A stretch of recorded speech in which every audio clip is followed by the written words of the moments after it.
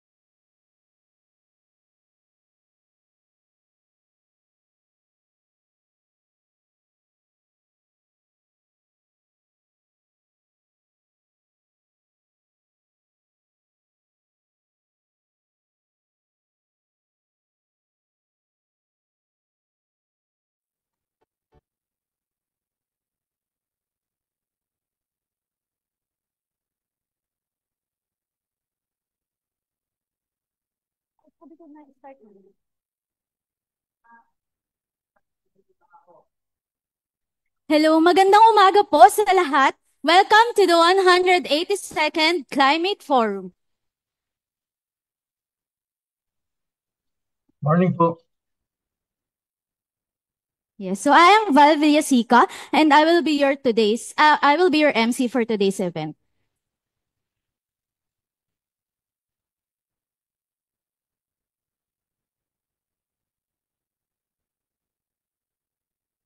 Yeah, so hello. Okay. So this month's forum is a little special because it is also part. Okay, I'm sorry for the technical difficulties.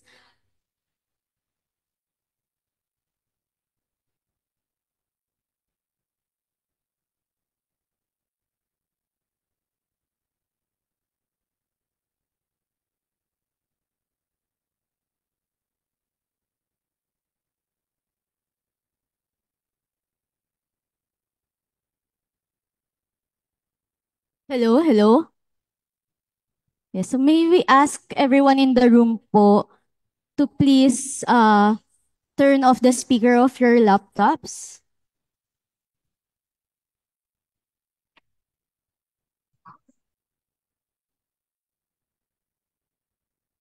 Hello, hello.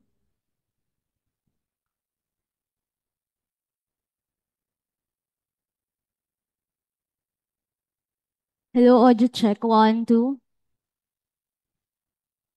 Clear po.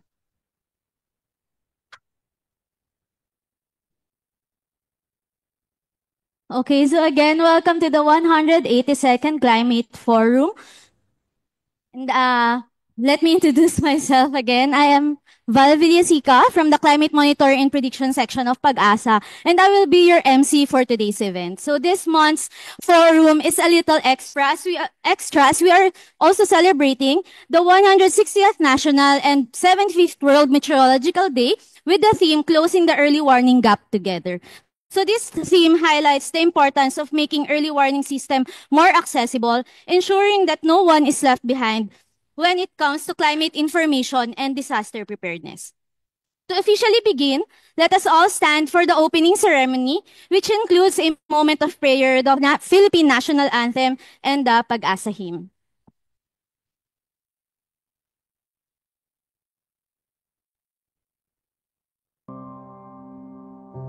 We come before you today in gratitude for this opportunity to gather together in this climate forum. We ask for your guidance and wisdom as we learn and grow together. Help us to be open to new ideas and perspectives, to be kind and respectful towards one another, and to strive for excellence in all that we do. Give us the strength, focus and determination to stay engaged and motivated throughout this forum. Bless us with the knowledge and skills we need to achieve our goals and to make a positive impact in our communities. We also pray that you bless our families and loved ones, and keep them safe and healthy while we are away. We pray all these things in the name of Jesus Christ. Amen. Mga kababayan, ito ang alay ng mga kababaihang Pilipino para sa bayan. Tumayo po tayong lahat at sabay-sabay nating awitin ang pambansang awit ng Pilipinas. Ayaw magiliw, pero sa silanganan, alam ng puso, sa dibdib mo'y buhay. Lupang hiniram, dulot ka ng mag-ibig, sa manlulubi, di ka magsisigil, sa lahat ng lubog, sa sinulat at sa lalim mong babang, maginang ang tula at awit sa paglayang minamahal. Ang isang ng patawat mo'y talumpay na naglilingin, ang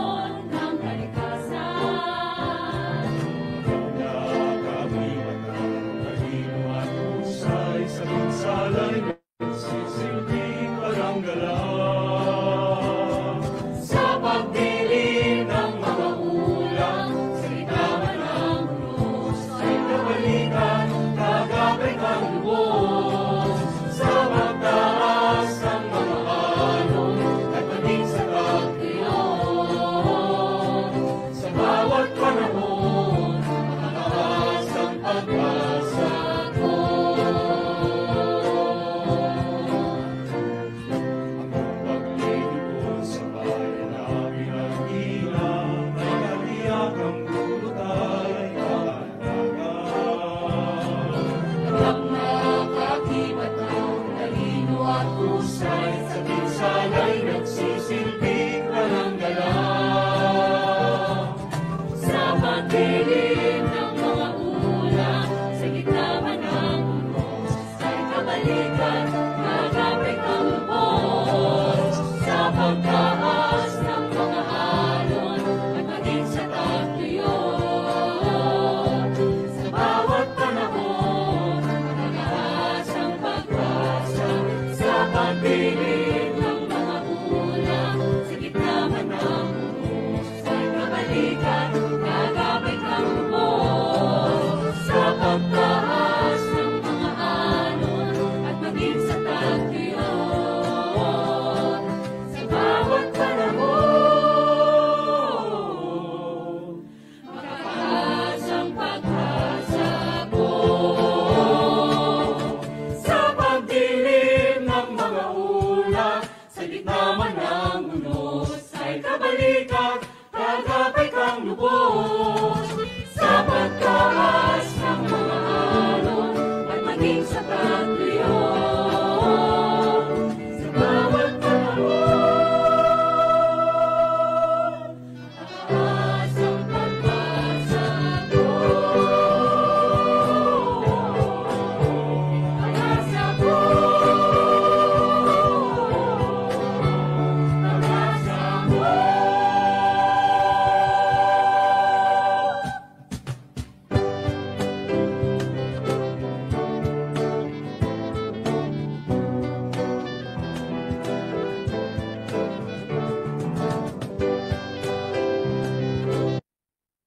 Maraming salamat po. And before we proceed, let's take a moment to acknowledge po everyone joining us today, both here in person. So we have our Pag-asa executives, Dr. Marcelino Villaferte, and our CAD chief, Miss Telma Cinco, as well as our central office Pag-asa staff and PRSD staff.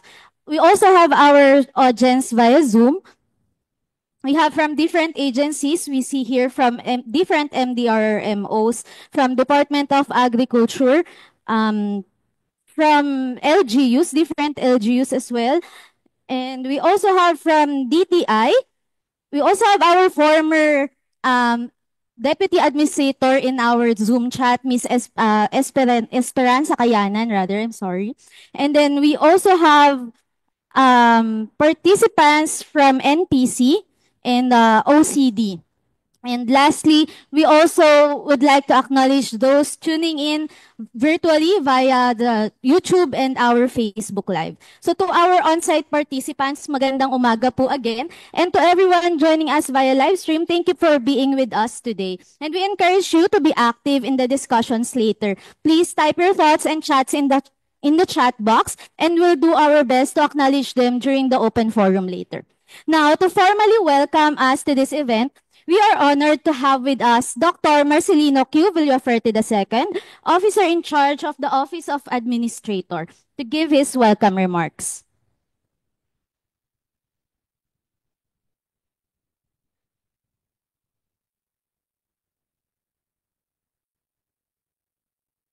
Thank you very much, Ms. Val, and of course to all our attendees joining us in person here at the Pag-asa Trainings room, as well as our colleagues attending online. It is my honor to welcome you all.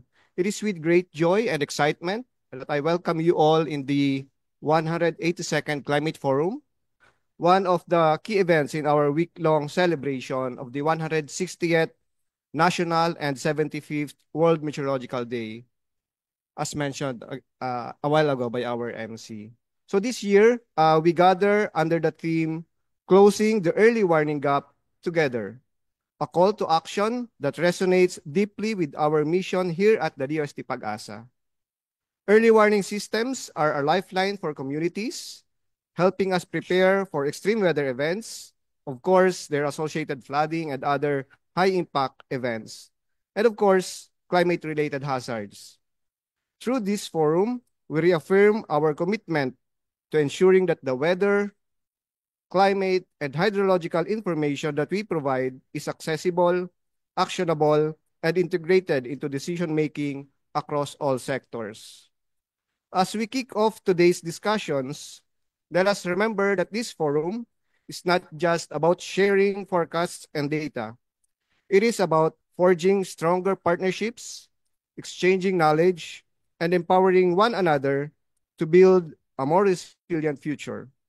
Together, with the support of our stakeholders who are joining us here today, virtually or even in person, we are closing the gaps in early warning and ensuring that no community is left behind.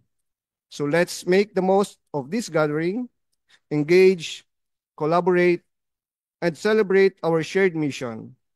Once again, welcome and let us enjoy a fruitful and inspiring forum ahead. Thank you very much at isang mapagpalang umaga po sa ating lahat.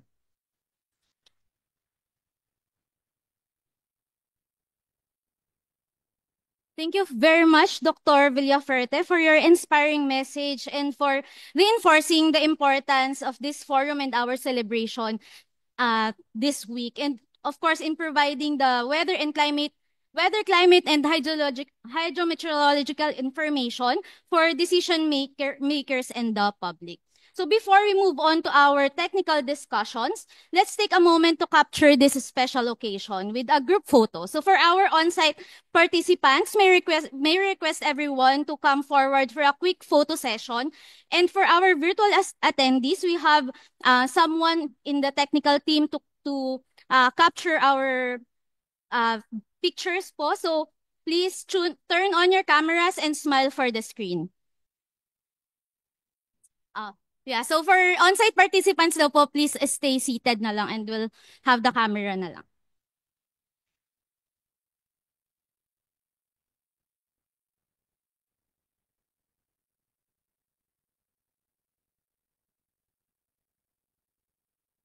One, two, three. So, 1, 2, 3. Plus. 1, 2, 3.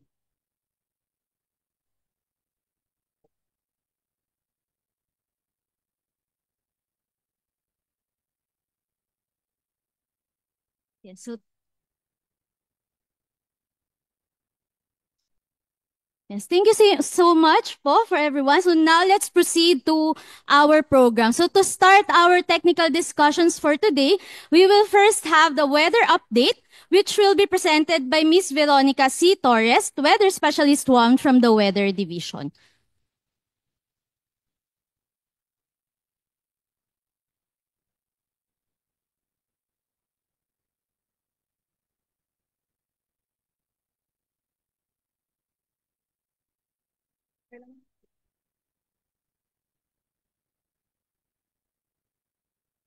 Hello. Hello. So, magandang umaga po sa ating lahat. Update na muna tayo sa ating lagay ng panahon ngayong araw ng Wednesday, March 19, 2025. So, ito yung ating latest satellite image. Yung amihan o northeast monsoon, patuloy pa nga rin yung epekto sa Luzon.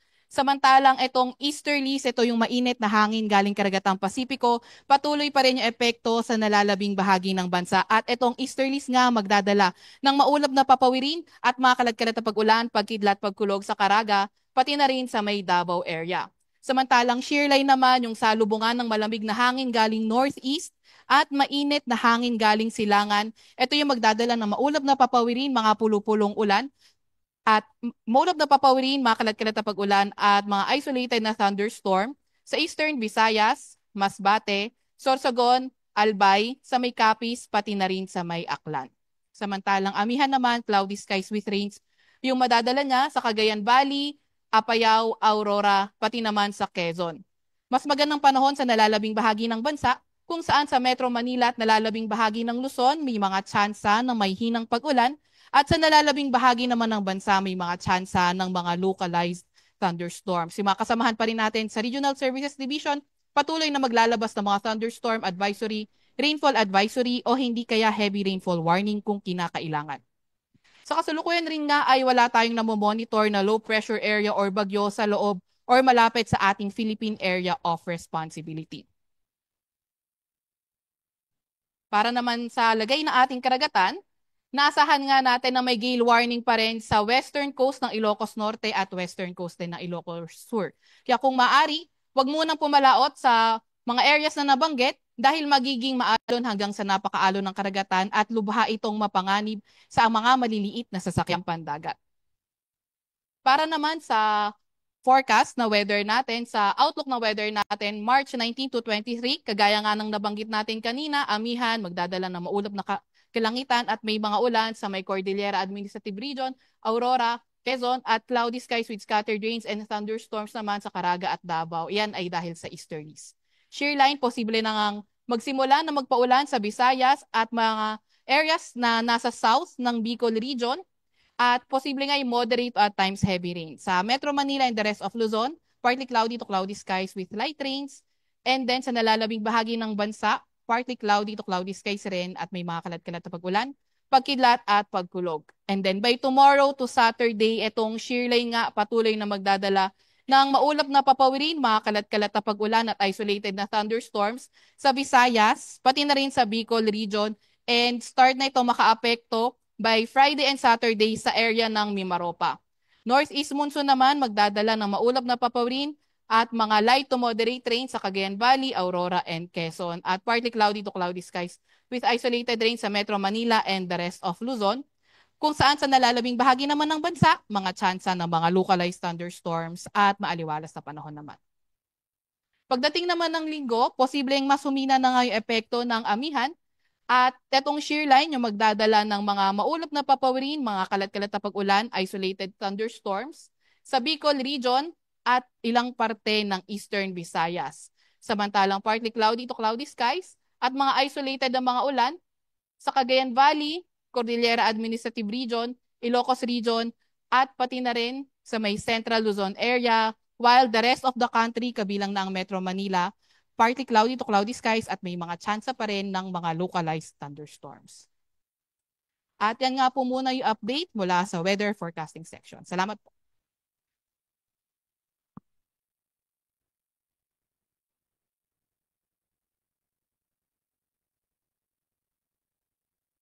Maraming salamat po, Miss Veronica, for the comprehensive weather update natin and for the forecast natin for the next 5 days. So up next naman po, we have an update on the status of dams, which is an essential component sa ating water and resource management. So may I call on Miss Rosalie C. Pagulayan, Senior Weather Specialist from the Hydrometeorology Division. Thank you, Ms. Val. So magandang umaga po sa inyong lahat. Just to give you an update po dun sa ating mga telemetered monitored dams ay ito po yung mga sumusunod na slides. So ito po ay very familiar na kayo dito. So ito po yung location ng ating pong mga major dams which are all embedded doon po sa ating mga river basins din na may monitor. So ito pong Magat ay within the Cagayan River Basin. Yung Ambuklao, Binga, and San Roque Dam, which are series of dams, ay nandun po nakapaloob po siya dito sa tinatawag nating Agno River Basin. Whereas yun pong Pantabangan and Angat, Ipo, and Bustos Dam, it's embedded within the Pampanga River Basin. Okay, so ito po yung status as of yesterday. So yung Angat po ay nasa 212.61, which is 0.14 meters above ang kanyang deviation from its elevation niya nung Monday.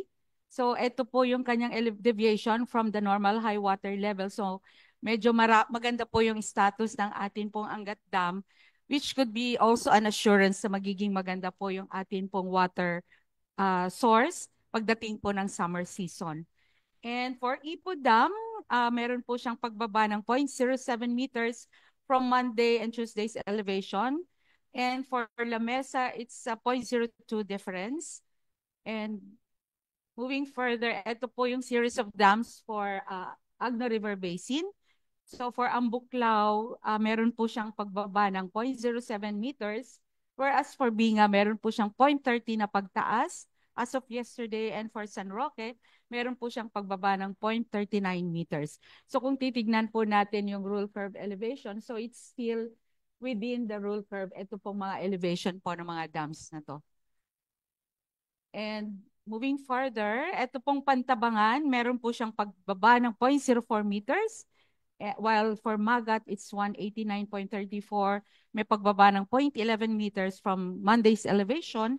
And for Kaliraya, meron pong pagbaba ng 0.15 meters from Monday's elevation. So looking at further also at the rule curve elevation, so medyo mataas pa po yung current elevation ng mga dams natin as compared with this one. So going to the nitty-gritty of this dams, ito po yung naging responses ng atin pong mga reservoirs with the prevailing weather system nito pong March, which is meron po tayong localized thunderstorms, meron po tayong easterlies, meron tayong northeast monsoon.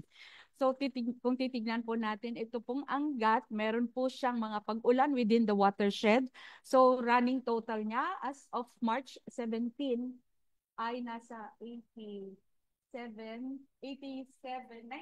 rather. As compared, kung titignan po natin yung naging forecast ng basin rainfall for Angat Dam, it's I think 110 based on the records po na naipadala sa amin. It's 110. So medyo maganda yung mga pag-ulan. So kung titignan po natin siya, halos nandun siya doon sa tinatawag nating normal high water level. So baka po may magtanong bakit hindi na po nagpapakawala ng tubig. Since we are already approaching the non-flood season, so pwede na po itong, ito po ay minamanage na po ng atin pong mga dam operators dahil we will be needing future water po sa future dahil nga po approaching na tayo doon sa non-flood season at the same time yung summer season for the Northern Hemisphere.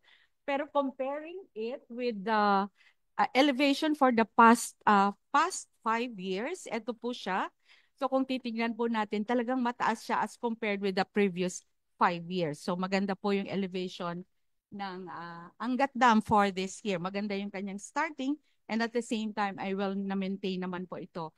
Well managed po yung ating tubig po dito sa Angat na-manage naman po ng husto nitong ating pong dam operator, which is the National Power Corporation.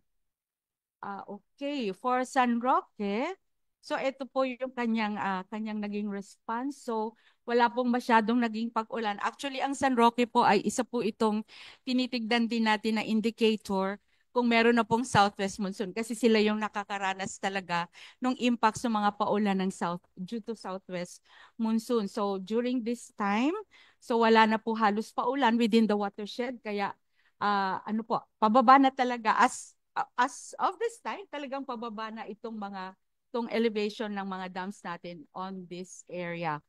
Pero kung titignan din naman po natin siya, comparing it with the elevation from the previous years, ay talagang ganun po yung trend during this time of the year.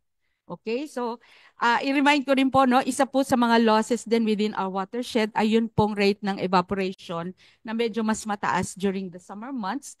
Kaya po kasama po yan doon sa kinocompute na losses dito po sa atin pong mga watershed. Okay, going to Pantabangan. So ito po yung naging response niya. So halos wala pong paulan. As of March 17, only 1.6 millimeters yung na-record within the watershed po ng Pantabangan. So ito po yung kanyang elevation. Pero comparing it for the past 5 years, medyo mas mataas siya as compared to last year's elevation of the same time. And going naman po sa Magat Dam, ito pong Magat ay it's quite unique kasi medyo sensitive po siya pagdating po sa mga paulan. So aside from the northeast monsoon, meron din po mga localized thunderstorm. Kaya kung titignan po natin, ito pong mga paulan dito ay medyo malalakas po. Forecasted rainfall for Magat Dam ay it was pegged at 57.4 millimeters. Pero kung titignan po natin, for running total niya po, it's almost 90 millimeters na po. So kaya po nagkaroon po ng mga gate opening during this month. So it started with March 1. So nagkaroon po ng mga pagbukas ng gate. Nag-close po siya noong March 5. And nag-open po siya uli noong March 9 with 1 gate, 1 meter kasi ito po yung naging mga paulan within the watershed. So talagang hindi po mapipigilan yung pagtaas. So just to manage po yung elevation ng reservoir, ay nagkaroon po ng mga gate opening which only closed nung Monday po, nung March 17. Okay, so comparing it also with the elevation, previous year's elevation, so medyo maganda po yung naging yung elevation din ng atin pong ng Magat Dam po as of this year. And assessing yung forecast rainfall versus the dam allocation, forecast rainfall, ito pong allocation, ito po yung gagamitin na expected na gagamitin ng mga dams para po sa kanilang mga stakeholders versus this forecast rainfall. So we could expect na yun pong Angat ay bababa po siya by 198.73, whereas for San Roque continues po yung pagbaba, similarly with Pantabangan Dam, whereas yung Magat naman po, kasi as I've mentioned earlier, medyo sensitive po siya sa mga paulan. Madali po siyang mapuno kasi yung kanya pong reservoir is maliit, pero yung watershed niya is napakilaki, extending all the way from Ifugao, so which is already in the Car region. So yan po, medyo expected natin na pwede pong ma-reach yung spilling level. So comparing it with the roll curve elevation, which is ito po yung dapat na i-maintain ng dam for this particular day para po ma-satisfy yung kanyang mga intended purposes. So medyo malalaki po siya, medyo mataas pa naman po siya except for Pantabangan, whereas for Magat medyo talagang malaki siya if you the normal high water level will be reached by the end of April. So ito po going further, ito po na rainfall po niya para ma-reach yung 212 or yung kanyang normal high water or spilling elevation. So ito po yung mga estimated na rainfall. Ito po ay event rainfall, hindi po ito yung continuous running, ano? Kung ang isang event po, halimbawa po siya ay darating for the month of April, so kailangan po ng 550 millimeters to reach the 212 meters ng Angat. Ito po yung mga spilling level. For San Roque, it's 1,200. And for Pantabangan, it's around 310 millimeters. So ito po, kung ito po ay ma-reach, so pwede pong ma-record po ito, pwede pong ma-reach yung expected na ma-reach yung kanyang spilling elevation. And with that, marami pong salamat sa inyong pakikinig.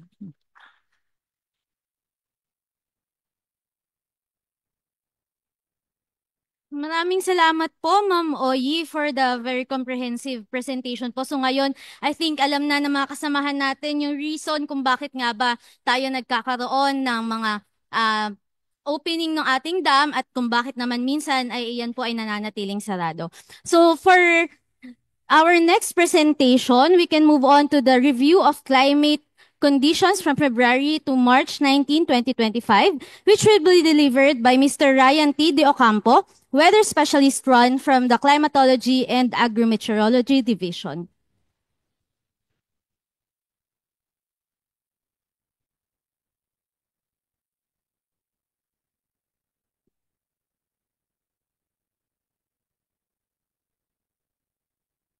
Maraming salamat po, Binibining Val. Magandang umaga po sa ating lahat. Maraming salamat po sa inyong pagdalo sa ika-182 pagtatanghal ng Climate Forum. So ako po muli ang inyong lingkod, si Ryan. Maghahatid po ako sa inyo ng climate review. Babalikan lamang po natin ang mga makabuluhang pangyayari sa klima na naitala po natin sa buwan ng Pebrero hanggang Marso 17. 17. Ayan. Narito po ang balangkas ng aking presentation. So balikan lamang po natin ang nakaraang ENSO condition, ang mga weather systems na nakaapekto sa ating bansa, ang rainfall, temperature assessment at ang buod po ng presentation.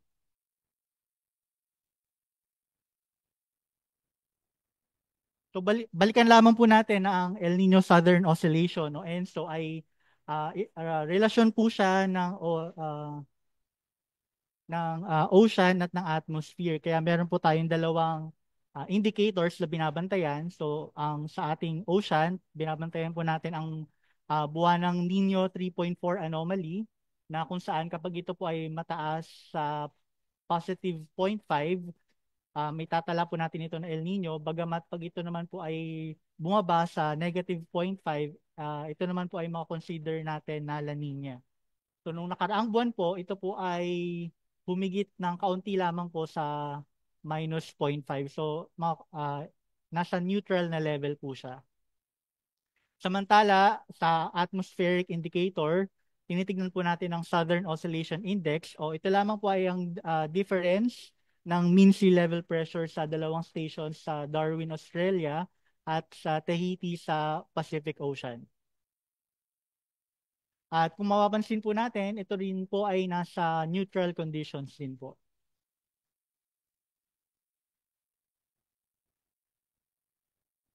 Bilang paglilingkod po ng CLIMS sa taong bayan, tayo po ay nag-i-issue ng monthly climate outlook and advisory and assessment, assessment po yan.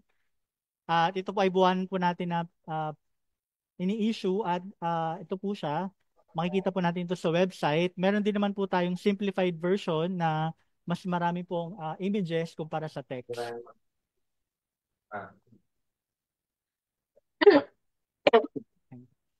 At gumagamit din po tayo ng ating sariling ENSO alert system, ENSO alert and warning system. At base po sa ating sa analysis natin kanina, nagkaroon po tayo ng ganitong statement. La Nina conditions remain present in the tropical Pacific and are expected to persist through the February to April 2025 period. A transition to ENSO neutral is likely during the March to May 2025 period. La Nina conditions, a 1-month SSTA of minus 0.5 degrees Celsius or less observed, and an expectation that the 3-month SSTA of minus 0.5 degrees Celsius or less will be met. Ayan. Bagamat hindi po siya full-blown na La Nina, ang La Nina condition na po na ito ay nagtataas ng possibility o ng chance na magkaroon ng higit sa karaniwan na pag-uulan na maaaring magdulot ng adverse na o mga negative na impacts, kagaya na lamang po ng matinding pag-uulan, baha, flash floods, at landslides.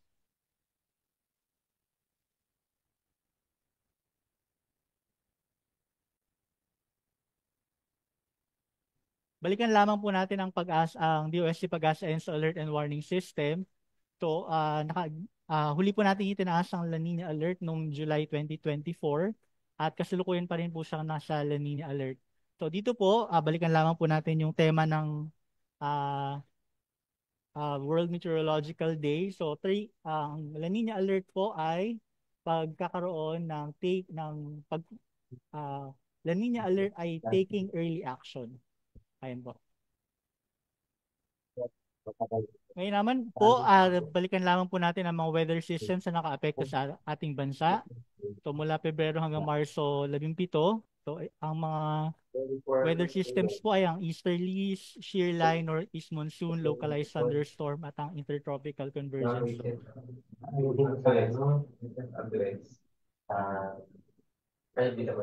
Dahil po dun sa mga significant sa mga weather systems na ito po, nagkaroon po ng significant weather events dun sa maraming lugar sa ating bansa. So kabilang po dito ang Palawan na nakapagtala po ng ilang casualties at maraming evacuees. So ganoon din po, meron din pong mga flooding events sa ibang bahagi ng ating bansa dahil po sa shear line.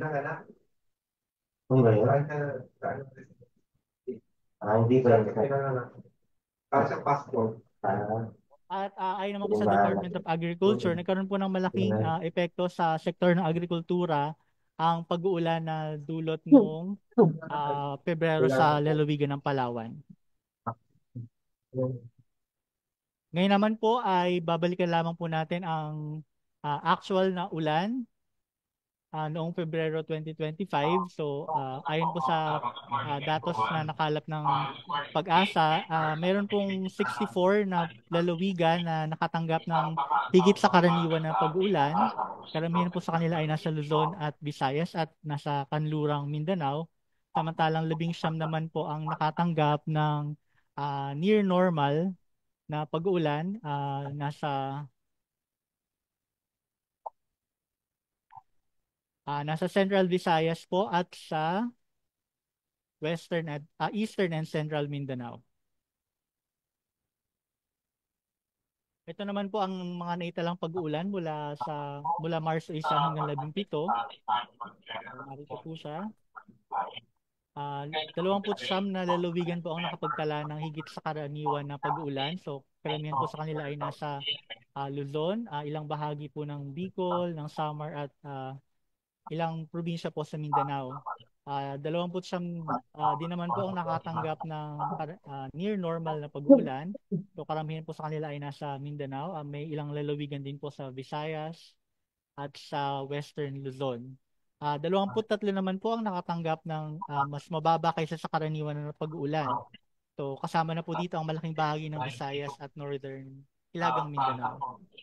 At 3 po ang nakapagtala ng way below normal o less than 40% na ulan mula Marso 1 hanggang 17. At ito po ay karamihan ay nasa Western and Central Luzon at meron pong lalawigan sa Mindanao.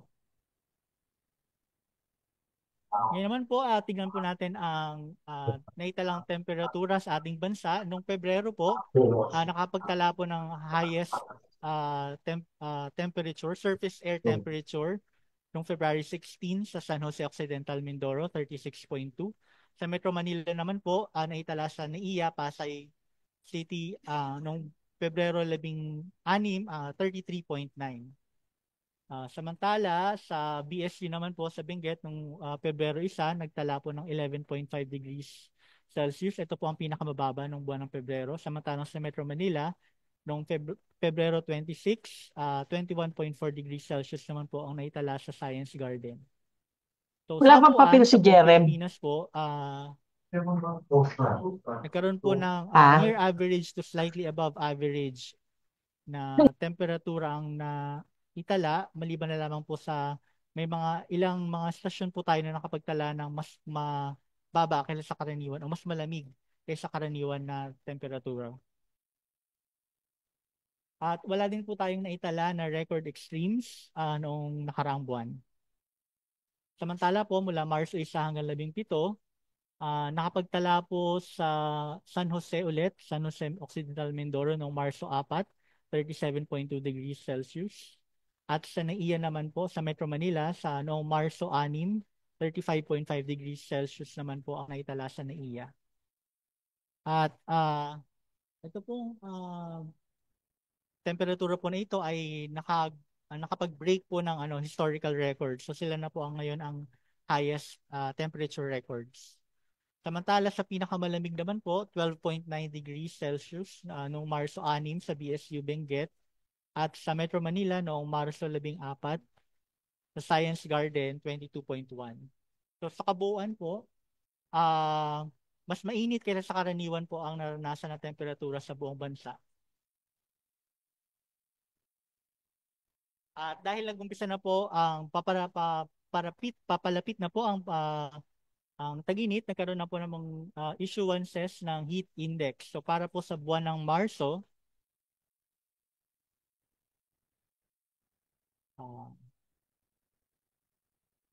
nakapagtala po ang pinakamataas na heat index sa San Jose Occidental Mindoro noong Marso 11, 46 degrees Celsius. So heat index po ito, hindi po ito yung actual na temperatura. Samantala sa Metro Manila naman po noong Marso 2 sa NAIA, Pasay, naitala po ang 41.0 degrees Celsius. So ang heat index po ay maaari nyo po mabisita sa website ng Pag-asa. Ito po ang link, ito po ang kanyang itsura at pwede nyo rin pong i-scan ang QR code na ito.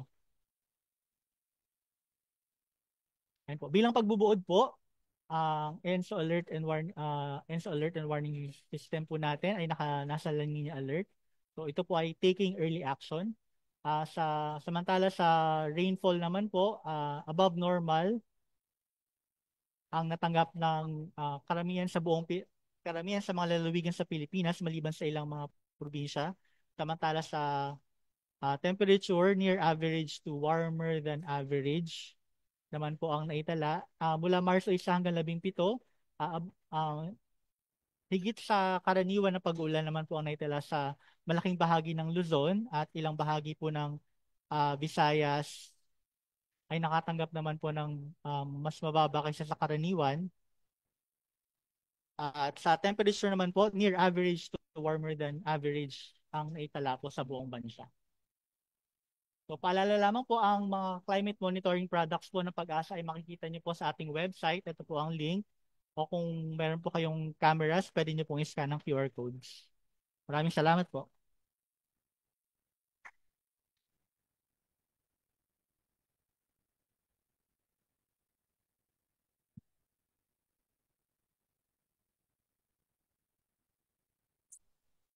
Maraming salamat po for that presentation, Sir Ryan.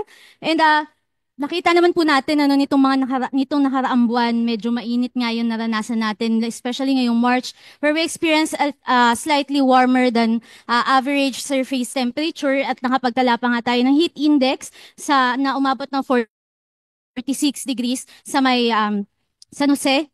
No, and then 41 naman for our Metro Manila station. And before we proceed, we'd like to acknowledge lang yung presence ng mga kasamahan natin sa Zoom. So meron na po tayong 147 participants sa Zoom, and we also have 109 participants watching via YouTube and Facebook Live. And to proceed, for a more extended outlook naman, we now proceed with the sub-seasonal to seasonal forecast, which will be presented by Ms. Joanne May Adelino, Weather Specialist 1, also from the Climatology and Agrimeteorology Division.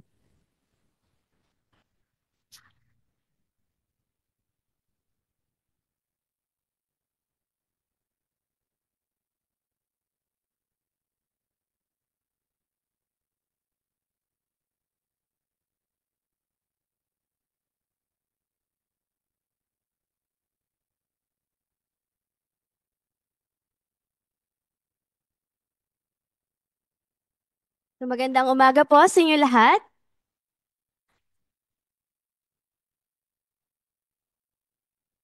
So, magandang umaga po sa inyo lahat. Muli ako po si Joanne May Adelino mula sa Climatology and Agrimeteorology Division ng DOST Pag-asa. So, sa aking pong presentation ay ihatid ko po sa inyo ang ating latest sub-seasonal to seasonal forecast from March 19 up to April 1, 2025.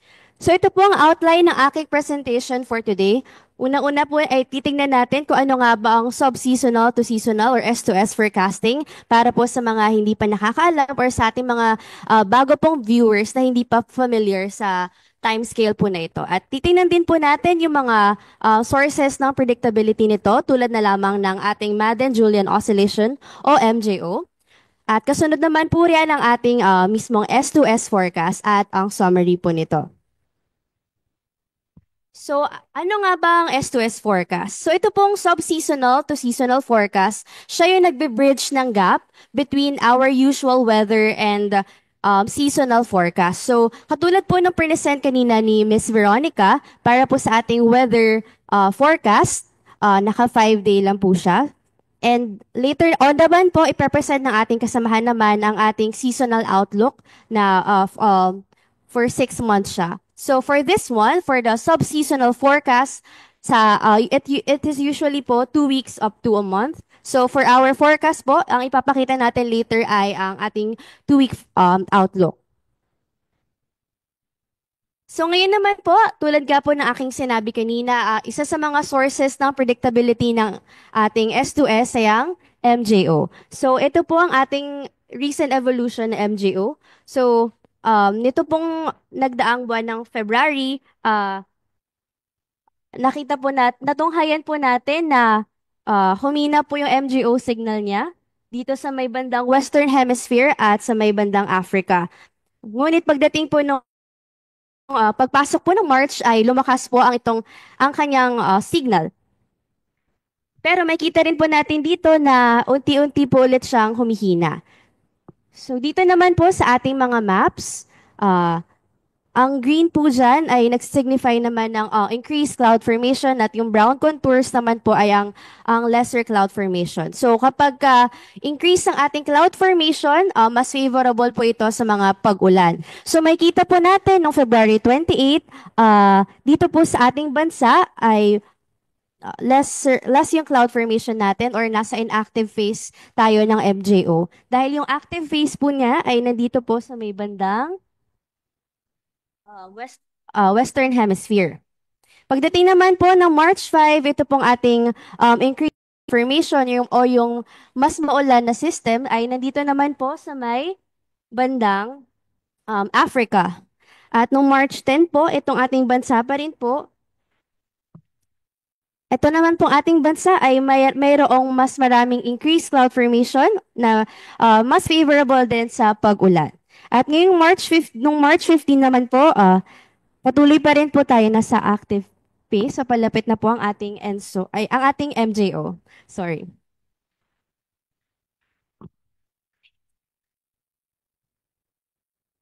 At para naman po sa forecast ng ating MJO para sa susunod na 2 linggo. So may kita po natin dito sa may GEFS at ECMWF forecast na pareho po nilang dinidepict na magkakaroon tayo ng weekend MJO signal at medyo mabilis din po yung paggalaw nito over the next 2 weeks.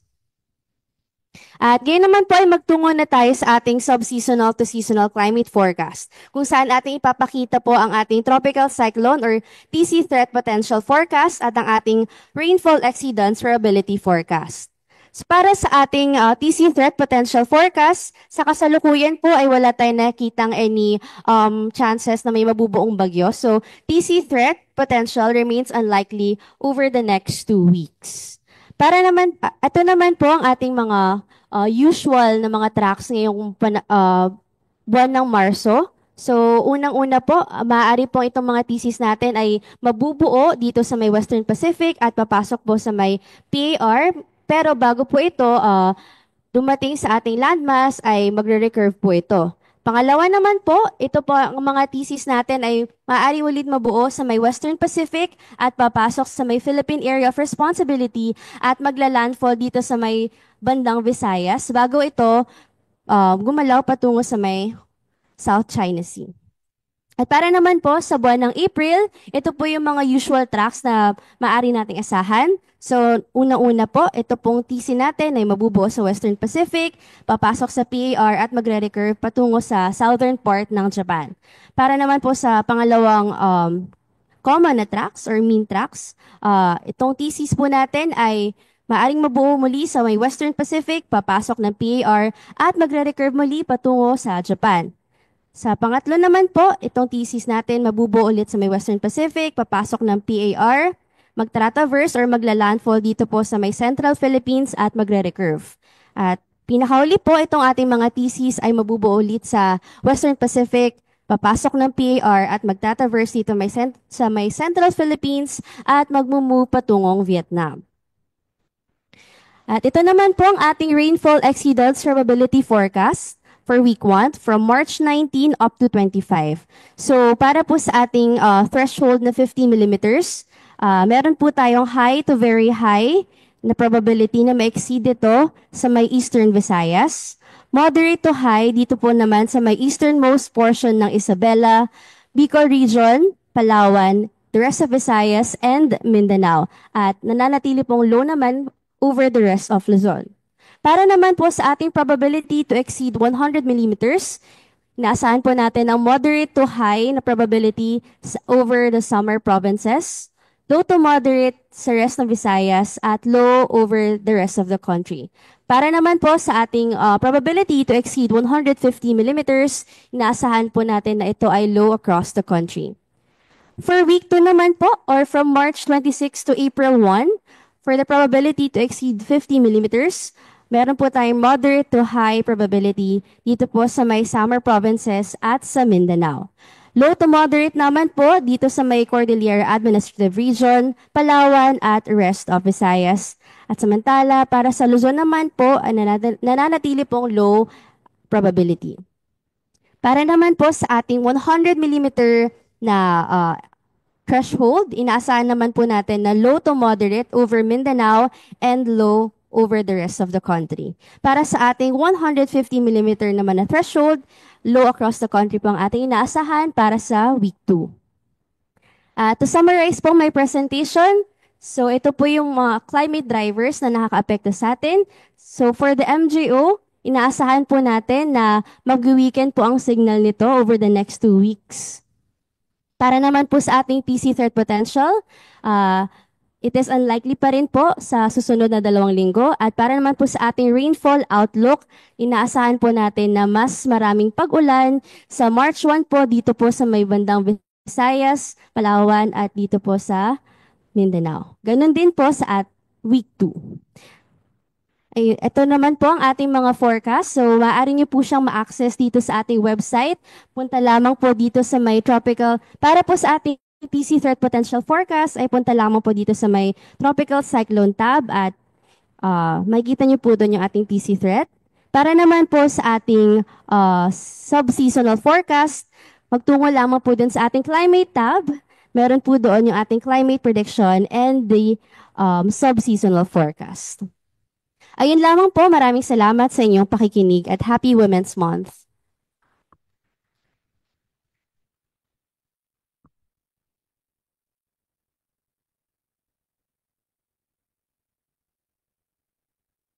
So thank you po sa Miss Joanne Adelino for that sub-seasonal to seasonal forecast. So before we proceed po sa ating climate outlook, which is the highlight of our climate forum for today, we will be having a short break.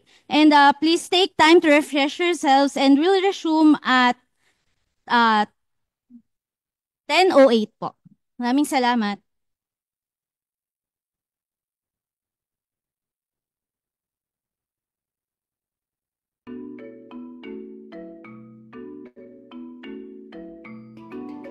Ang ENSO Alert and Warning System ng DOST Pag-asa ang siyang magbibigay babala sa ating mga kababayan kung posible ba ang isang El Nino o La Nina event.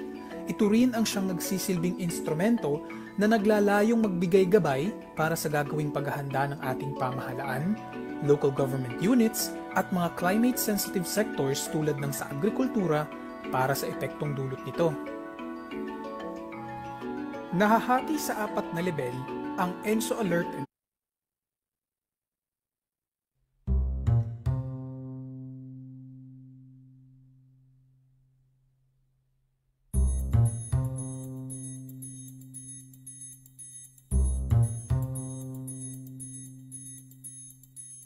Ang init na nararamdaman ng katawan ng tao o yung tinatawag na apparent temperature ay hindi akmang nasusukat gamit lamang ang temperatura ng hangin o air temperature.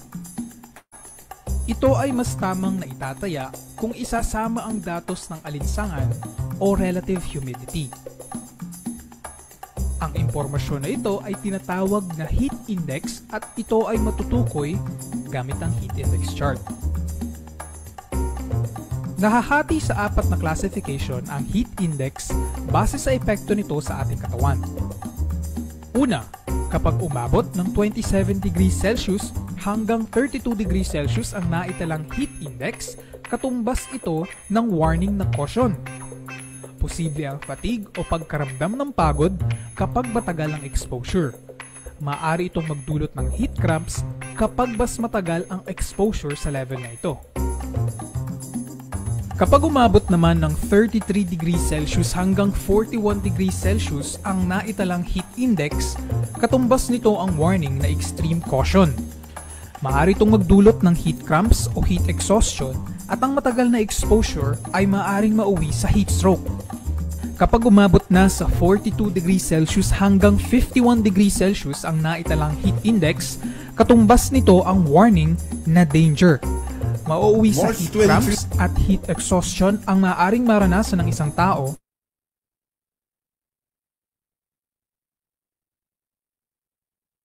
sa heat stroke. Ang 52 degrees Celsius o higit pa na heat index ay katumbas ng extreme danger na warning. Ang tao na babad sa ganitong exposure ay paniguradong makakaranas ng heat stroke. Araw-araw na naglalabas ng monitoring and forecast information ang DOST Pag-asa tungkol sa heat index. Tumutok lamang sa Facebook page ng ahensya o sa page ng Impact Assessment and Application section ng Climatology and Agrometeorology Division para malaman ang latest updates tungkol sa heat index. Maaari ding ma-access ang impormasyon na ito sa official website ng ahensya.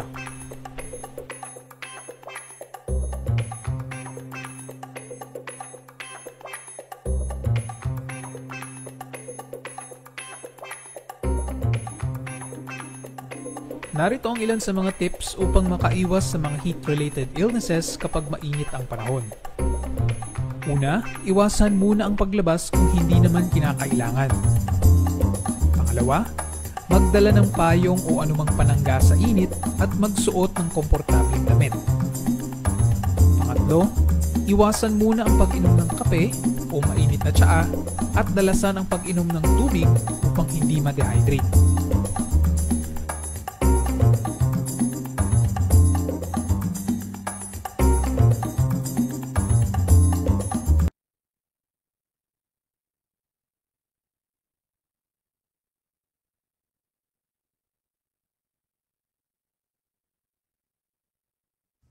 March 23, 2025 marks the 75th World Meteorological Day, commemorating the establishment of the World Meteorological Organization, or WMO, in 1950, a specialized agency of the United Nations promoting global weather data exchange.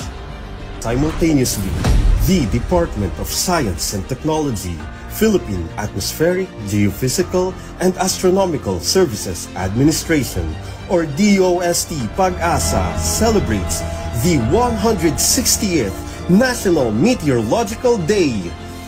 This year's theme, as announced by WMO, Closing the Early Warning Gap Together, highlights partnerships and collaboration established to strengthen resilience and build sustainable early warning systems for communities.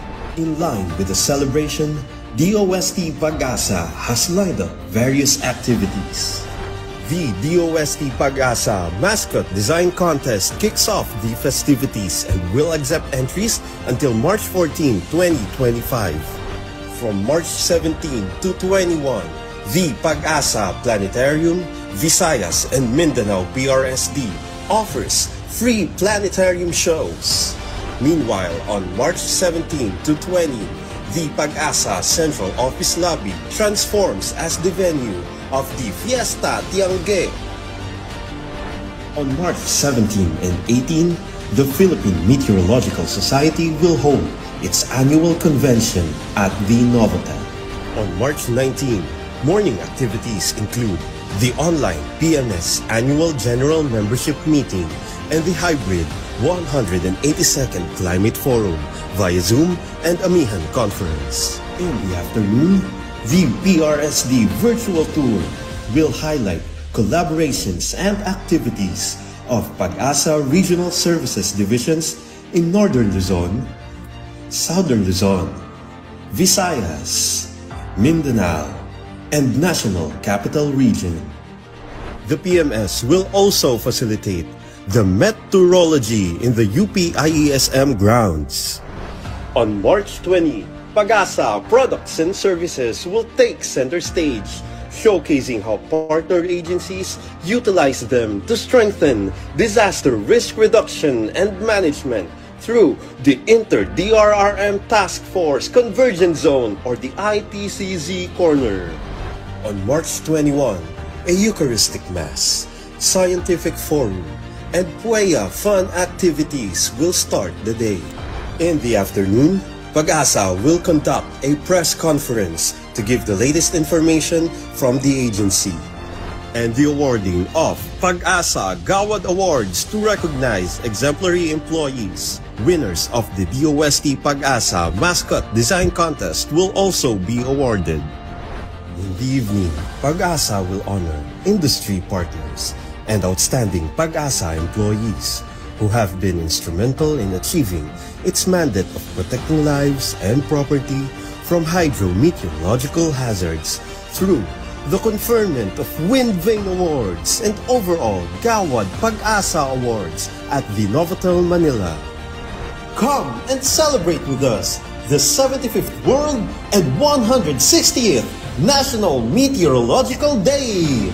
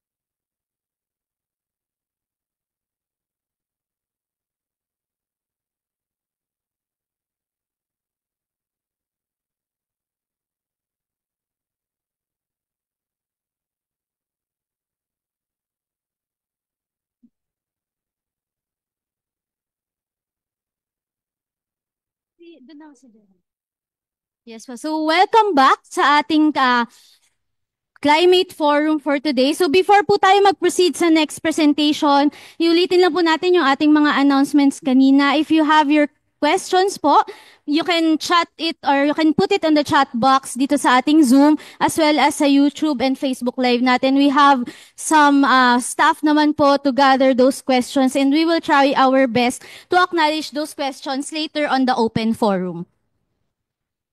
So now for the next presentation, we will have the climate outlook for April to September 2025 to be presented by Ms. Annalisa S. Solis, Assistant Weather Services Chief of the Climatology and Agrimeteorology Division.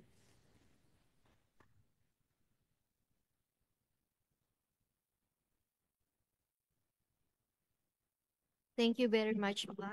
Good morning po everyone and happy 160th National and 75th World Meteorological Day Organization. So, extraordinary po itong ating climate forum for today kasi po this is coincided with the celebration ng 160th National Meteorological Day. So, 160th na po ang pag-asa. Ano po? So, happy birthday to us. Happy anniversary to us.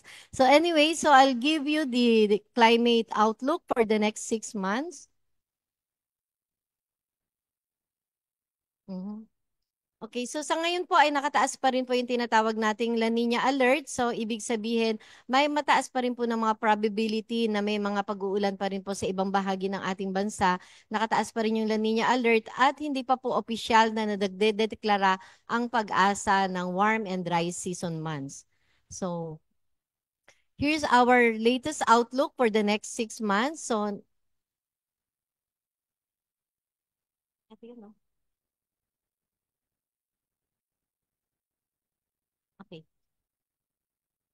So, we'll give you the ENSO update, climate outlook from April to September 2025, and then yung summary natin. So here's the latest condition in the tropical Pacific. So binabantayan po natin yung tinatawag na oceanic indicator in terms of SST or sea surface temperature, temperatura ng ibabaw ng dagat, and then yung ating atmospheric indicator, tinitingnan natin yung mean sea level pressure area, and tinitingnan din natin kung gaano maraming cloudiness o yung tinatawag na outgoing long wave radiation na yung tinatawag nating atmospheric indicator. So dito po nakikita natin na medyo umiinit na uli yung ating temperatura ng ibabaw ng dagat, particularly dito sa western at far eastern central equatorial Pacific, at natitirang bahagi na lang po ng tinatawag nating Nino 3.4 region, dyan na lang po sa may central Pacific, yung kulay blue na meron pa rin pong cooling. So ibig sabihin po, medyo nakikita natin humihina na or weakening or decaying na yung tinatawag nating La Nina condition na nagtagal lang ng ilang buwan in less than 3 months. So dito in the last 4 weeks, equatorial SSTs were above average in the eastern and far Western Pacific Ocean and below average SSTs were evident in the Central Pacific Ocean. So kung titingnan naman po dito sa kabila, yung atmospheric indicator natin, kapag sinabi po nating kulay red yan, so ibig sabihin po above average yung outgoing long wave radiation, may possibility na suppressed convection at kokonti ang ulan. At yan po ay naobserbahan natin around the dateline and dun sa may parte ng Western Pacific. Yung below average OLR naman, so nakikita po naman natin, ito yung enhanced convection and precipitation.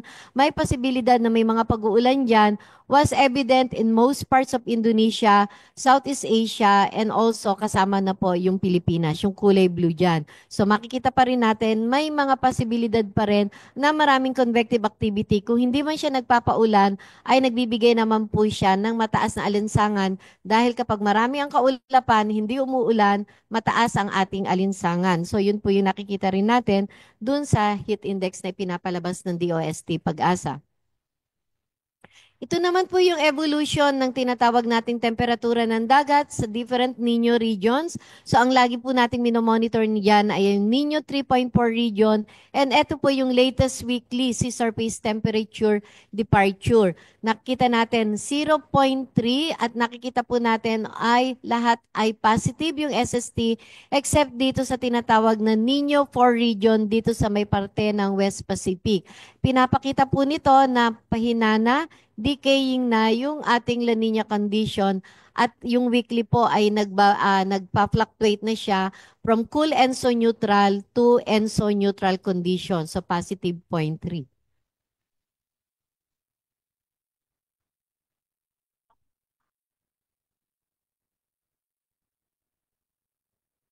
Okay. So ano po yung posibilidad na itong cool ENSO neutral or ENSO neutral condition ay posible sa mga susunod na mga buwan at yung possibility hanggang sa katapusan ng taon. So dito po nakikita yung ating probabilistic El Nino, La Nina, ENSO neutral condition forecast. Yung kulay blue bar, yan po yung probability ng pagkakaroon ng La Nina.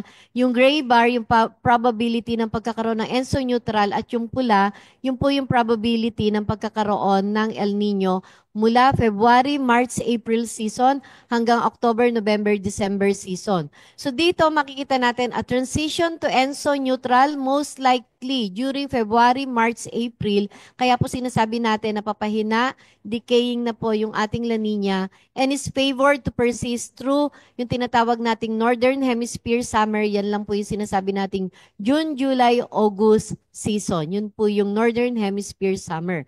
At kung makikita po natin, during October to December 2025, there are equal chances around 42% of ENSO neutral and La Nina.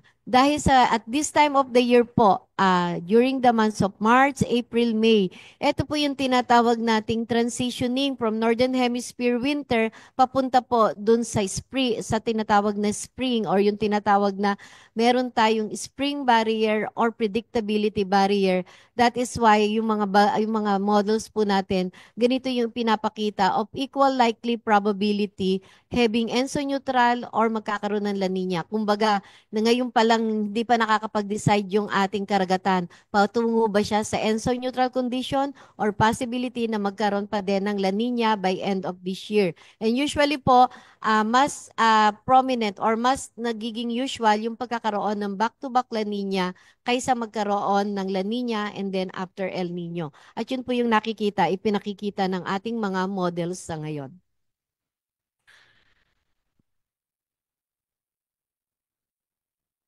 So base po dyan, so nakataas pa rin po ang La Nina alert ng Pag-asa at it indicates decaying La Nina conditions with below to near average sea surface temperature anomalies across the central and eastern equatorial Pacific. So nandiyan pa rin po yung La Nina alert but nandito na po sa slow decaying La Nina conditions. At most climate models suggest that ENSO neutral conditions will persist until June, July, August 2025 season with 62% likelihood. And then after po nung June, July, August 2025 season, dun po yung nakikita natin whether kung may possibility po na magkaroon ng La Nina or tuloy-tuloy ng ENSO neutral condition. Dun natin makikita ng kalinawan kung magkakaroon ng La Nina by end of this year. Pero napakalayo pa rin po nun, mataas pa yung probability, mataas pa rin po ang uncertainty.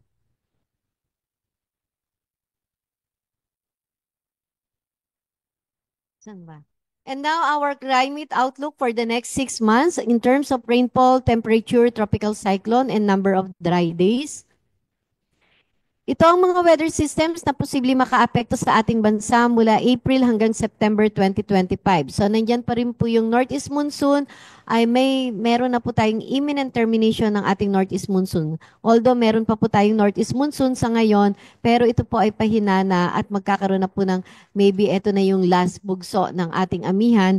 So imminent termination of the northeast monsoon is prevalent. Andyan pa rin po yung shear line dahil hanggat na andyan po yung northeast monsoon ay possibility pa rin po yung shear line dahil ito po yung nakikipag-interact with the easterlies. So yung mga frontal system, yan po sa may extreme northern Luzon area. Possibility din yung low pressure area dahil papasok po tayo sa papalapit na magiging tag-ulan after ng warm and dry season months, kaakibat yung mga low pressure area, tropical cyclones, and then yung mga localized thunderstorm. Even during warm and dry season months, ay inactive din po yung ating localized thunderstorm activities as well as easterlies, which nakita natin na very active yung easterlies po natin dahil kapag meron pong La Nina or La Nina condition, mas stronger ang easterlies natin. And yung reach of high pressure area, kapag ito po yung magiging dominant na weather system natin during warm and dry season months, so ito naman po yung makakapagbigay ng santing na init sa atin. Ano po? And then yung intertropical convergence zone, yan po ay nag-oscillate lang po yan north and south ng ating bansa. And then yung pong transition towards the southwest monsoon after ng warm and dry season months by May or mid-June po yung ating southwest monsoon or habagat. And here's our fearless forecast based on recent condition with this decaying La Nina and with this sinasabi nga po natin, nasa spring or predictability barrier tayo. So ito po yung pinibigay ng ating mga models and yung ating expert judgment. Dito sa kaliwa, ito po yung normal rainfall during the months of April from 1991 to 2020 na kung saan mas makikita pa po natin na mas marami pa ring ulan sa eastern portion ng ating bansa, mostly dito po sa eastern Luzon, Visayas, Bicol area at kabuuan po ng Mindanao area. Yan po yung normally na may ulan of more than 100 to 200 millimeters of rain during the months of April. At dito po sa pangalawa ay yung ating forecast rainfall in terms of millimeters of rain na kung saan kung titingnan po natin yung percent normal, yung difference po nung yung ratio nung sa ating normal rainfall with the forecast rainfall, yung kulay yellow at kulay red ay generally way below to below normal rainfall po. Makikita natin yung mga patches ng below normal rainfall mostly dyan po sa may Luzon area, dito po sa may parte ng Mimaropa, including portions of Panay area. At kung titingnan po natin kung gaano tayo ka-probable or ano ang tsansa in terms of probabilistic forecast, nakikita po natin dito ay nakalin siya towards near normal yung ating probability sa susunod po na buwan nitong April 2025. So, ibig sabihin lang po ay parang climatology, yung pinapakita ng ating mga models. Next po. And then sa Mayo, dito nakikita natin ay hudyat na po ito yung pagpasok ng mga local thunderstorm activities at saka po yung pagpasok ng ating southwest monsoon or habagat. Dito nakikita natin mas mataas ang tsansa na magkaroon ng above to way above normal rainfall conditions pagpasok ng Mayo. So usually po nangyayari ito yung second half of May. Dahil yung first half of May natin medyo warm and dry season months pa rin natin, transition yon, may mga local thunderstorm activities na posibleng makapagpaulan din sa atin and the probability of having above normal rainfall is high based on probabilistic forecast. Pagdating po ng June, so normally po, ayan na po yung hudyat ng ating habagat season. Marami na po yung mga ulan dito sa western section ng ating bansa or yung mga tinatawag na may distinct wet and dry season. So yung mga nasa type 1 climate. Kung titingnan po natin ang forecast for the month of June, ay generally near normal rainfall conditions over most parts of the country except for some patches of below normal rainfall, yung kulay yellow po dyan sa may parting taas, sa may parte ng Ilocos and Cagayan area. At kung titingnan po naman natin in terms of probability, yung sentro po ng Luzon at dito po sa may parte ng Bicol at Visayas, mas mataas po ang possibility na magkaroon tayo ng above normal rainfall condition kaysa magkaroon ng near normal rainfall condition. So mataas po yung probability na posibleng above normal pa rin yung maging ulan natin pagdating ng June. Pagdating ng July, so actually dito po sa July, ito yung pinakamarami tayo natatanggap na mga ulan, lalong-lalo na po dito sa western section ng ating bansa, dito sa may western Luzon. At kung ikukumpara po naman natin yung forecast natin ay generally below to near normal rainfall conditions. Ito pong mga yellow ay below normal rainfall conditions sa mga ilang bahagi po ng Luzon area. Pero kung titingnan po natin, despite na below normal to near normal rainfall condition, malaki po ang normal rainfall distribution natin during the months of July. Kaya sabi po natin, kahit below normal yan or near normal, malaking pag-uulan pa rin po yan. Significant pa rin po yung mga pag-uulan dyan. But the probability, yung chances nito ay low chances lang na maging below normal. So, ibig sabihin po, there is still uncertainty na kung saan pwede pong maging above or near normal rainfall ang ating buwan ng July. Pagdating po ng August, so andyan pa rin po yung peak or kasagsagan ng ating southwest monsoon or habagat. So marami pa rin ulan sa western portion ng Luzon area at yung forecast po natin ay halos lahat ay green. Generally, near normal rainfall condition over lahat po ng bahagi ng ating bansa. And meron pong mangilan-ngilan na mga lugar dyan sa may southern Luzon, including Bicol and portions of Visayas, na mas mataas ang probability of having above normal rainfall condition kumpara sa near normal rainfall condition. Yung makikita po sa dulong bahagi ng ating probabilistic forecast. May mga light blue dyan. So, ibig sabihin po, may possibility na yung mga lugar na yon ay magkaroon ng above normal rainfall.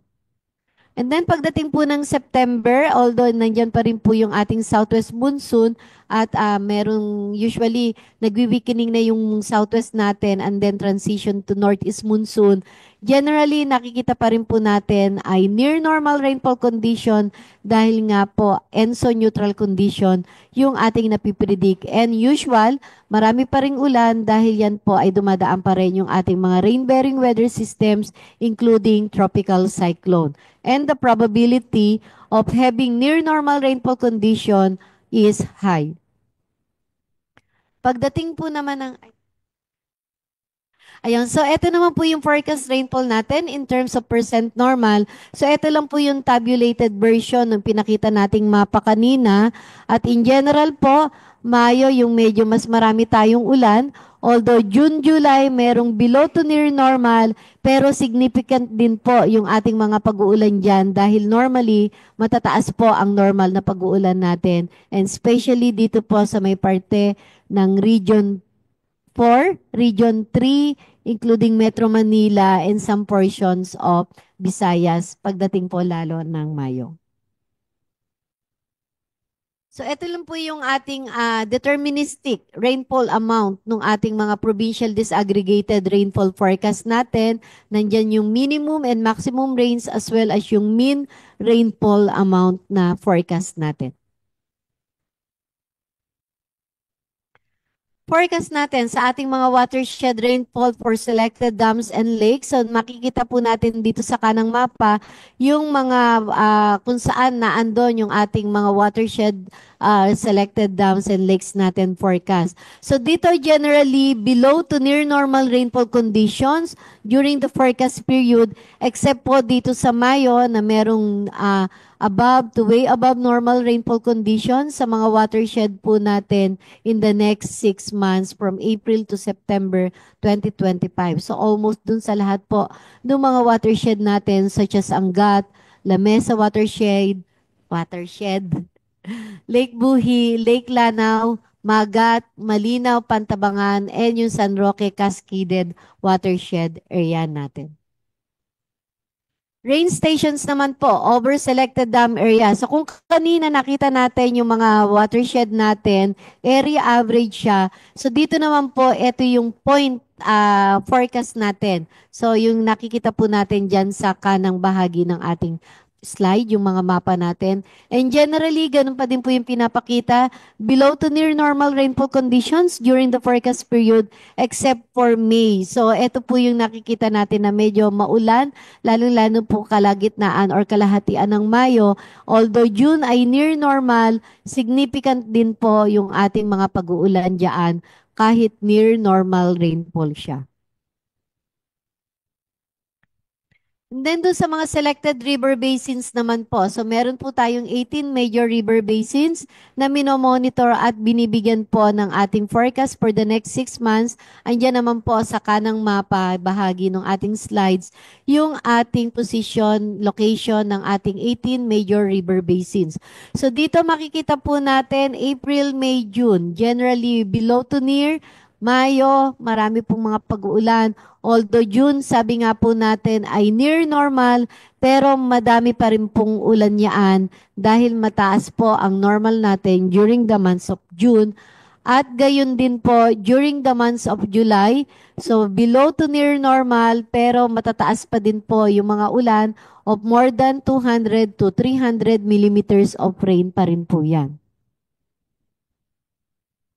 Dry days, araw na walang ulan or less than 1 millimeters of rain ang posibleng maitala ng ating mga weather observing facilities natin. So yung tinatawag po natin dry day is defined as a day with less than 1 millimeter of rainfall is observed or kahit zero, ibig sabihin po araw na walang ulan.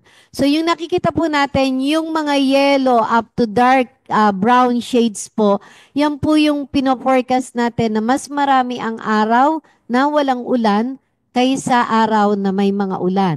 At kung titingnan po naman natin yung green up to yung darker green natin, yun naman po ay mas kokonte ang araw na walang ulan, mas dumadami yung araw na may ulan. So kung ikukumpara po natin during the forecast period, pagdating po ng June, July, August, September, marami na po tayo ang araw na mas maraming araw na may ulan pagdating po ng June, July, August, September, including diyan din po sa Mayo sa may parte ng Mindanao area. At ito po yung tabulated forecast natin in terms of dry day. At makikita po natin, during the months of May, nabawasan na yung mga araw na walang ulan, mas dumami yung araw na may ulan. Kung makikita po natin sa table, yung anomaly natin doon sa forecast against yung normal na bilang ng ating dry days. And ganun din po, dito sa may parte ng Visayas as well as ng Mindanao during the months of May. Pero kapag April, July, nakita natin may mga kabawasan sa bilang ng mga araw na walang ulan. May mga karagdagan na bilang ng araw na walang ulan kung ikukumpara natin dun sa normal nito.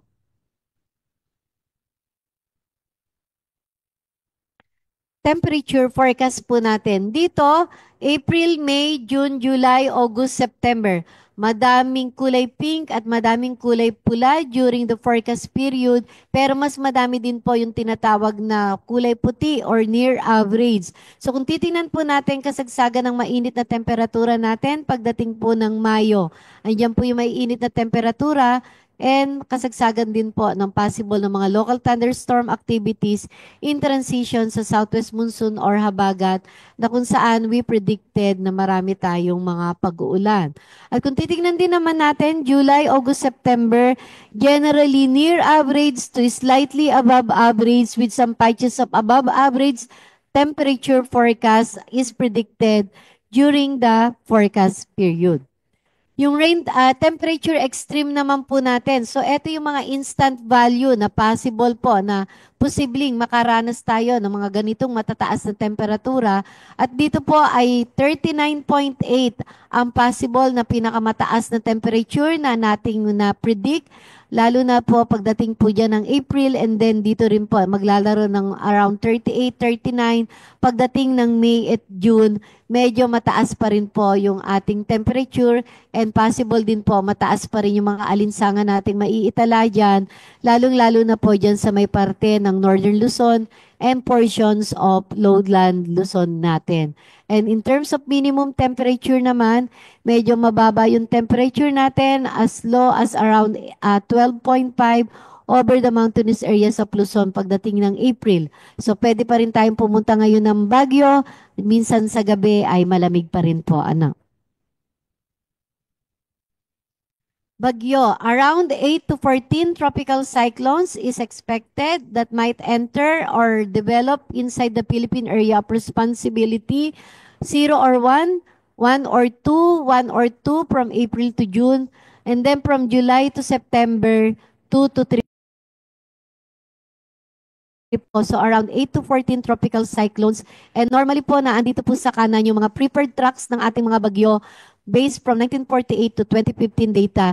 Yan po yung mga prepared tracks ng ating mga bagyo. So may mga nagre-recurve, may mga pumapasok sa Philippine Area of Responsibility at posibleng mag-cross sa may parte ng extreme Northern Luzon, Southern Luzon, Central Luzon, and portions of Northern Visayas area or Northern Bicol area during the forecast period. Ayun po. Okay, so summary.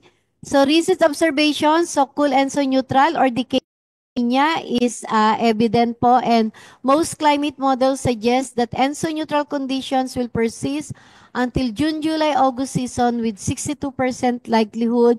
Possible po by end of this year ay increasing probability of La Nina, pero napakataas pa rin po ng uncertainty natin. So, since magkakaroon po tayo ng imminent termination ng ating La Nina decaying, so possible din po yung imminent termination ng ating northeast monsoon at pagpasok ng warm and dry season months. So, very critical, significant po ang monitoring na ginagawa ng DOST Pag-asa at this time of the year kasi binabantayan natin yung decaying La Nina. And then, yung pagpasok ng ating tag-init at yung pong termination ng ating northeast monsoon. So, umantabay lang po kayo sa bawat update at pagmonitor ng DOST Pag-asa. Rainfall outlook for the month of April, near to below normal in Luzon, Visayas with some patches of way below normal in Luzon, and generally po near normal dyan sa may parte ng Mindanao. Pagsapit po ng Mayo, makikita po natin mataas po yung possibility na magkaroon tayo ng above to way above normal rainfall conditions. Possible condition po dyan yung mga tropical cyclone occurrences, pagpasok ng ating southwest monsoon, or yung mga localized thunderstorm activities over most parts of the country. Except dito po sa may parte ng Davao at Cotabato na possible ay near normal rainfall conditions. Pagdating naman po ng June to September, generally near to below normal rainfall conditions ang possible po during the forecast period from June to September. In terms of temperature, makikita po natin kasagsagan pa rin ng mainit na ating temperature. April, lalong-lalo na po ng Mayo, and also meron pa rin po tayong mataas na temperatura posibleng maranasan pagdating ng June. Expected warmer than average surface temperature, and yung mga areas po na posibleng magbigay na mas mainit na temperatura at kasunod possible yung alinsangan, particularly in Luzon and the Visayas region. And also yung some areas sa Mindanao and parts of Western Luzon may experience near average to slightly cooler conditions overall, pero makita pa rin po natin, mainit pa rin yung ating tag-init, pero kung ikukumpara po natin last year, mas mainit po last year dahil mas record-breaking ang ating mga temperature last year due to strong El Nino occurrences. And Bagyo, 8 to 14 tropical cyclones will likely develop or enter the PAR during April to September 2025. So, yun nga po, sabi natin ay we will continue to monitor ito pong decaying La Nina condition, imminent termination of the northeast monsoon, and yung pong possible na pagpasok ng ating tag-init. So, yun lang po at see you on 183rd. Pero before that po, inaanyayahan po namin kayo dun sa ating scientific forum. Ito po ay face-to-face at virtual ay gagawin po natin dito sa Friday. So, inaanyayahan po natin yung mga kasama natin dyan via online. Pwede po kayong pumunta dito face-to-face para po makilahok dun sa ating scientific forum. Yun lang po and mag-register po sila online. So, maraming salamat po and good morning.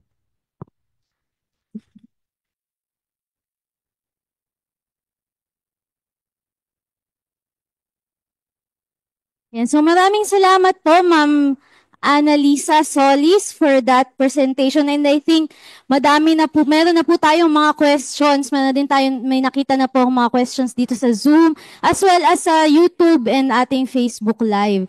So with that, I think pwede na nating i-open. So meron pa tayong ample time para mag-entertain ng madaming questions. No? So we encourage everyone po to participate in this discussion since gamitin po natin itong time na to para ma-erase yung ating mga questions. So we now open the floor for our open forum and forum evaluation to be facilitated by Mr. Jeremiah Morales, Weather Observer 2 from the Climatology and Agrimeteorology Division.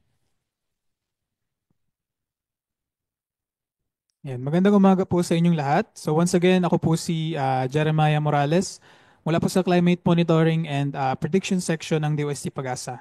So let's check muna po yung participants natin sa Zoom. So isang thumbs up naman po, Sir Edric, pa-check if nandyan pa sila. At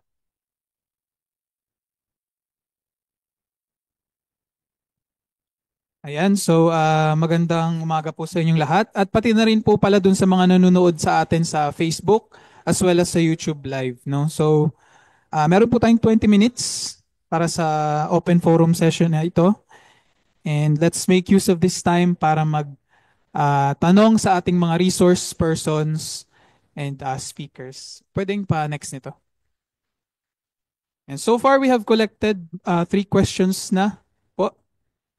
So first question ay kay Aika V via YouTube. So ang question po is, hello po, bakit po sensitive ang Magat Dam sa increase-decrease ng level? So thank you po. So nandito po si Ma'am Oyi from our HMD division to answer the question. Salamat po sa tanong. Pwede siguro ipakita natin po yung map para po maintindihan nila yung sa presentation po. Kahit yung first page lang po. Wait lang po Si Miss Aika from YouTube.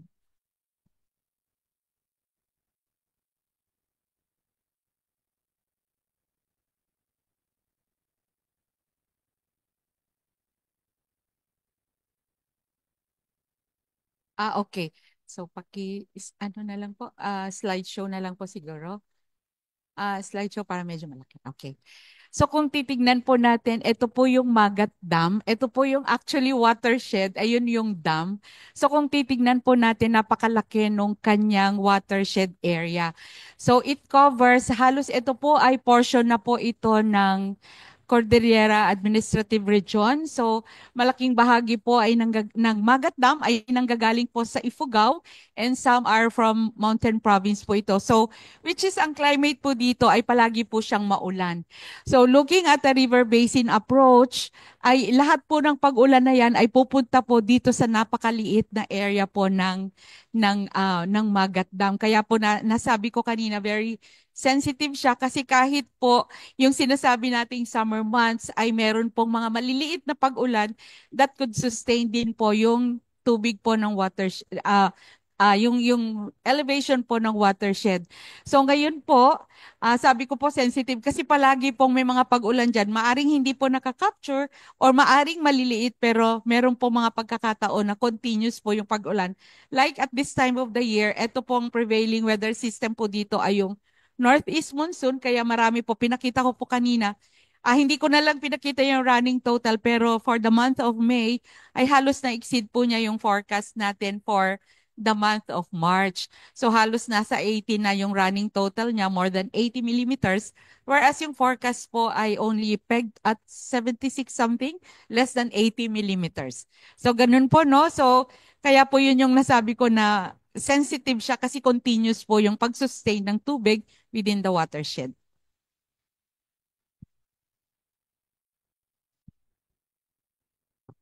Ayan. Thank you so much, Ma'am Owie, for answering the question. So I hope pa-unshare na po. I hope na sagot po yung question, no?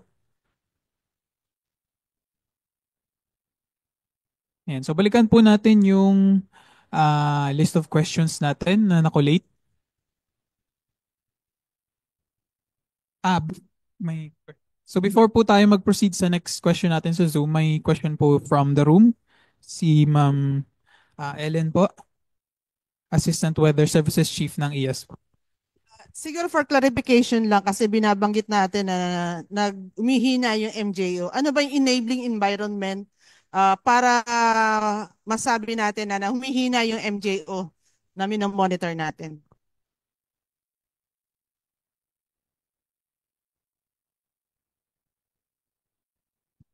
May mga sets of parameter po tayo na tinitingnan. So, unang-una po, from the cloud formation. So, ano rin, natitrace din siya using OLR or outgoing long reverberation, which is ano siya, representative ng rainfall.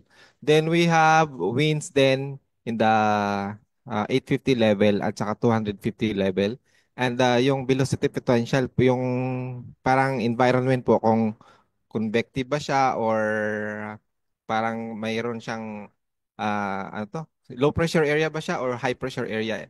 Both sa lower level up to upper level. So titingnan po siya kung itong pattern na to ay nakikita po siya sa equatorial o global tropics. So yung pag-move po niya, kung nagtutugma po itong mga parameter na to, ay masasabi natin kung active siya or hindi. So kung hindi po nagtutugma yung mga parameter na ito na tinitingnan natin, hindi po siya nag-transpire as active. Opo. Or weak ang signal niya. Oo.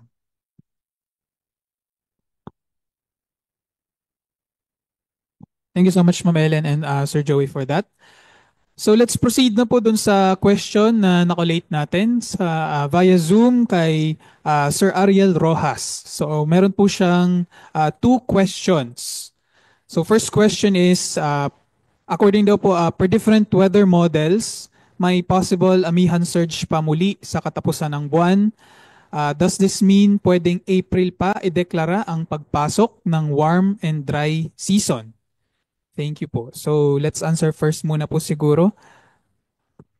Sige po. Si Miss Ana. Sige to, follow po si Veronica. Possibility po kasi historically meron po tayong pagdideklara ng Northeast pag-start ng warm and dry season natin ng April. May possible po. Kaya nung 2018 I think ay April last 2017, April 5 po tayo nag-declare ng termination ng Northeast Monsoon at last 2018, April 10 po. So possible po yon. Kaya we need to keep on monitoring kung sakali pong meron pa pong surge ng ating Northeast Monsoon or amihan. Ayan. Thank you so much, Ma'am Ana. Check ko lang po nasa Zoom ba si Miss Veronica kasi nagpaalam po siya kanina na na lang daw po siya sa Zoom. Ay, hello po. Nasa Zoom po ako. Siguro. Ay, hello po. Rinig po ba ako? Hello. Check muna natin. Ay, hello po. Andito po, ayan. Naririnig po ba si Hindi ata Narinig namin yung si Miss sound. Veronica. Si Sir Joey po may i-add. Yeah. Based on forecast, meron pang anticipated surge, no? But we actually ang ating termination naman is based on observation. So, titingnan pa rin natin kung itong search na to ay kung ano na siya, meridional or not. But looking at the search nung latter part ng buwan ay migratory high na siya. So, likely hindi na siya masasabing full-fledged na ano na amihan, no, o northeast monsoon. So likely titingnan natin pa rin yung observation. So but for the forecast, my search, but makikita natin na hindi na siya meridional yung surge. Okay, thank you. Alright, thank you so much, Ma'am Ana and Sir Joey, for answering the question. So for the nagsasalita po ba si Miss Veronica? Can we try yung audio ulit? Ay, hello po. Narinig. Ay, narinig po kaya ako? Meron na. Sige, mahina lang pala dito sa speaker namin. Ayun. Nag-mount tayo. Hello po. Okay naman po. Narinig na po kaya ako?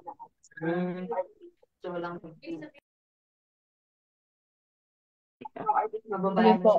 Kung sustain naman po kasi namin sa weather, katulad nga din po ng good for 5 days lang po kasi yung forecast natin. And then nakita natin around Friday, doon po possible mag-hit yung effect ng northeast monsoon. And then possible din kasi katulad nga din po ng sabi ni Sir Joey na yung high is nagmamigrate nga po siya. So nakikita natin na possible na although northeast pa rin siguro yung orientation ng hangin ay nagiging modified na ito. Hindi na yung katulad ng northeast na usual dating nararamdaman. So yun lang po, I think very clear naman din po yung naging answer ni Sir Joey.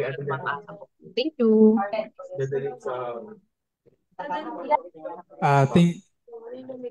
Thank you so much po, Miss Veronica.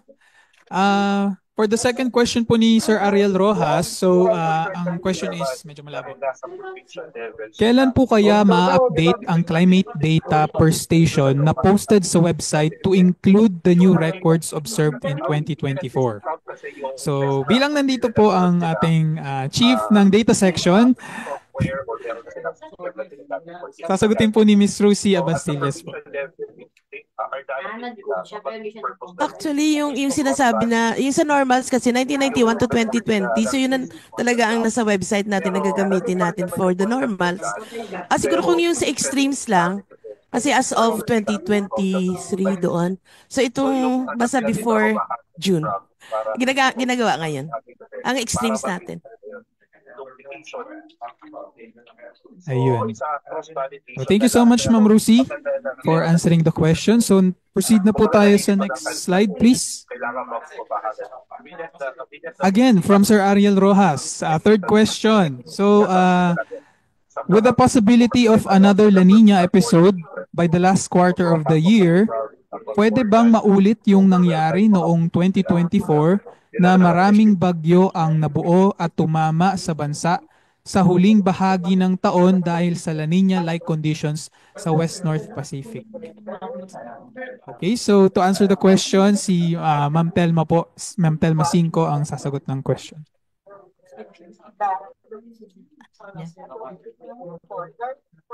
Hello, magandang umaga. Salamat sa katanungan, Sir Ariel.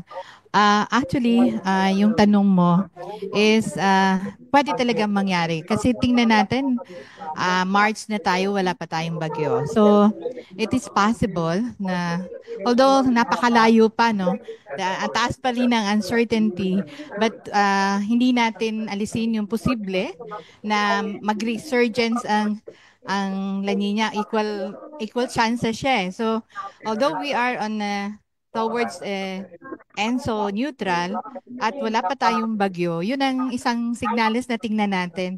So, yun pa lang kasi malayo pa yung ating fino-forecast. But again, like last year, yung numbers ang tinitingnan natin, pero hindi pa talaga nagla-La Nina condition tayo. Pero hindi pa talaga naging full-blown La Nina para ramdam natin yung impacts niya. So, I think what we should focus is hindi lang yung Central Equatorial Pacific, pero ano yung mga senyales ng during the Southwest Monsoon, mag-weekend ba? Yung mga ganun ba na na pwedeng precursor of resurgence of El Nina. So yun lang po masasabi natin sa ngayon.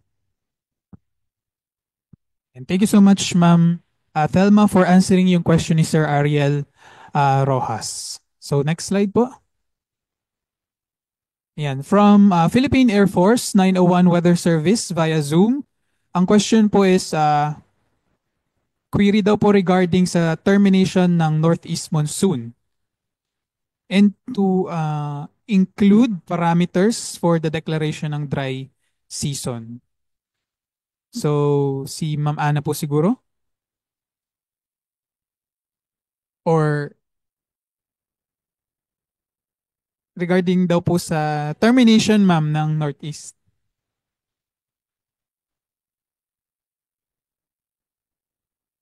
Northeast daw po. Oh, very good. Regarding termination of Northeast Monsoon.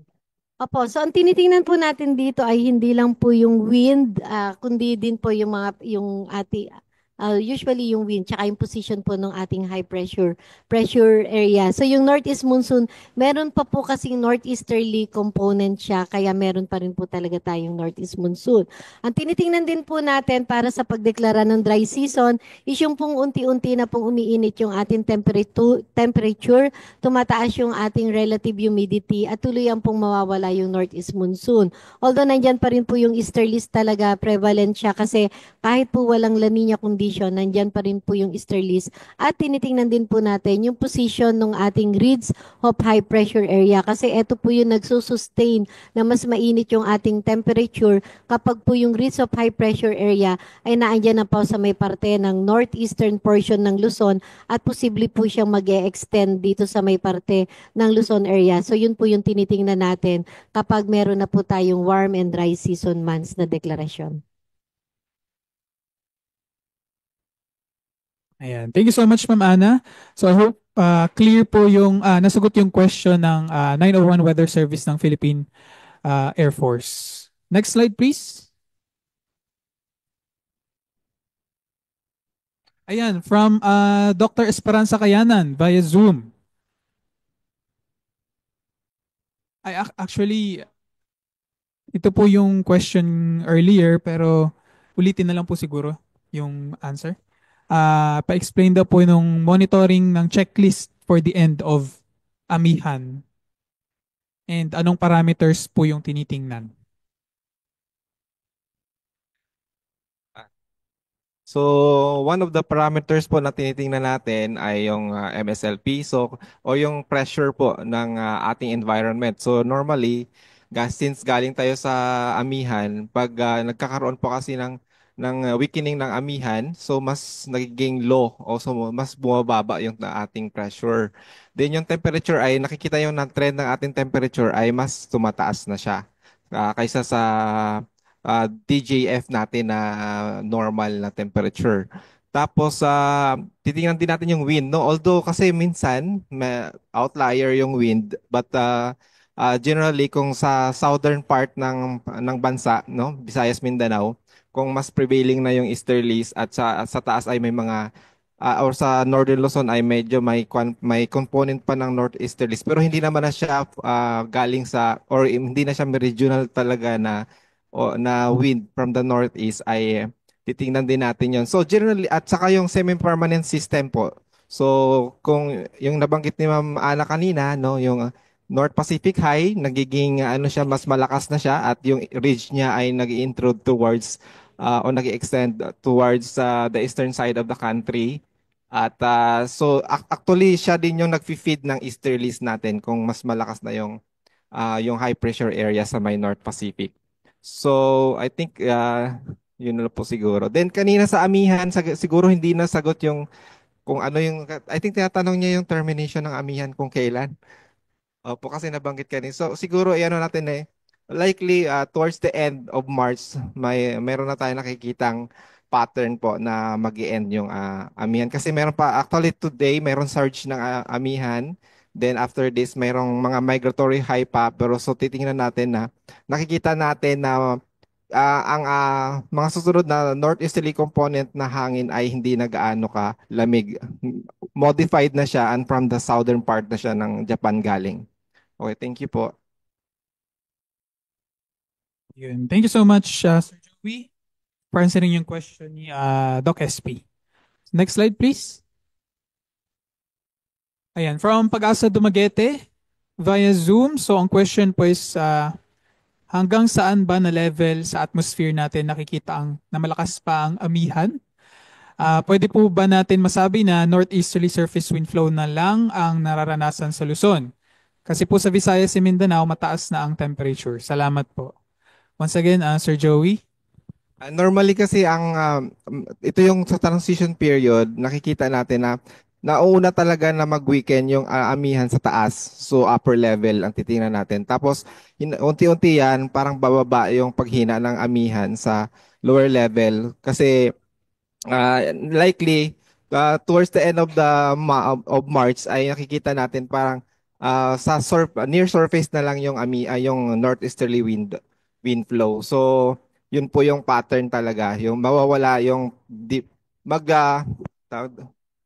parang ninipis yung amihan in terms of level kung ano yung ang atmosphere natin. So matitira yung near surface na lamang. So at suddenly or gradually yung surface winds ay magiging easterlies na.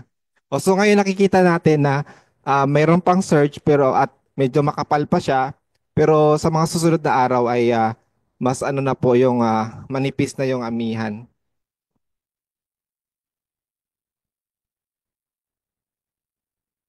Yeah po.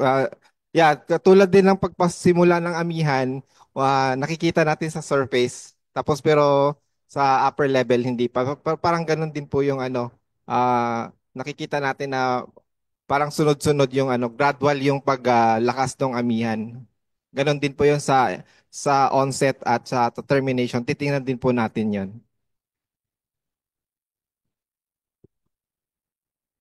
Ayun. Thank you so much, Sir Joey, for answering the question. Next slide, please. From Rodel L. Talatad via Facebook Live. So, ano siguro to na hindi question but rather a suggestion. So, may we suggest that in giving reports about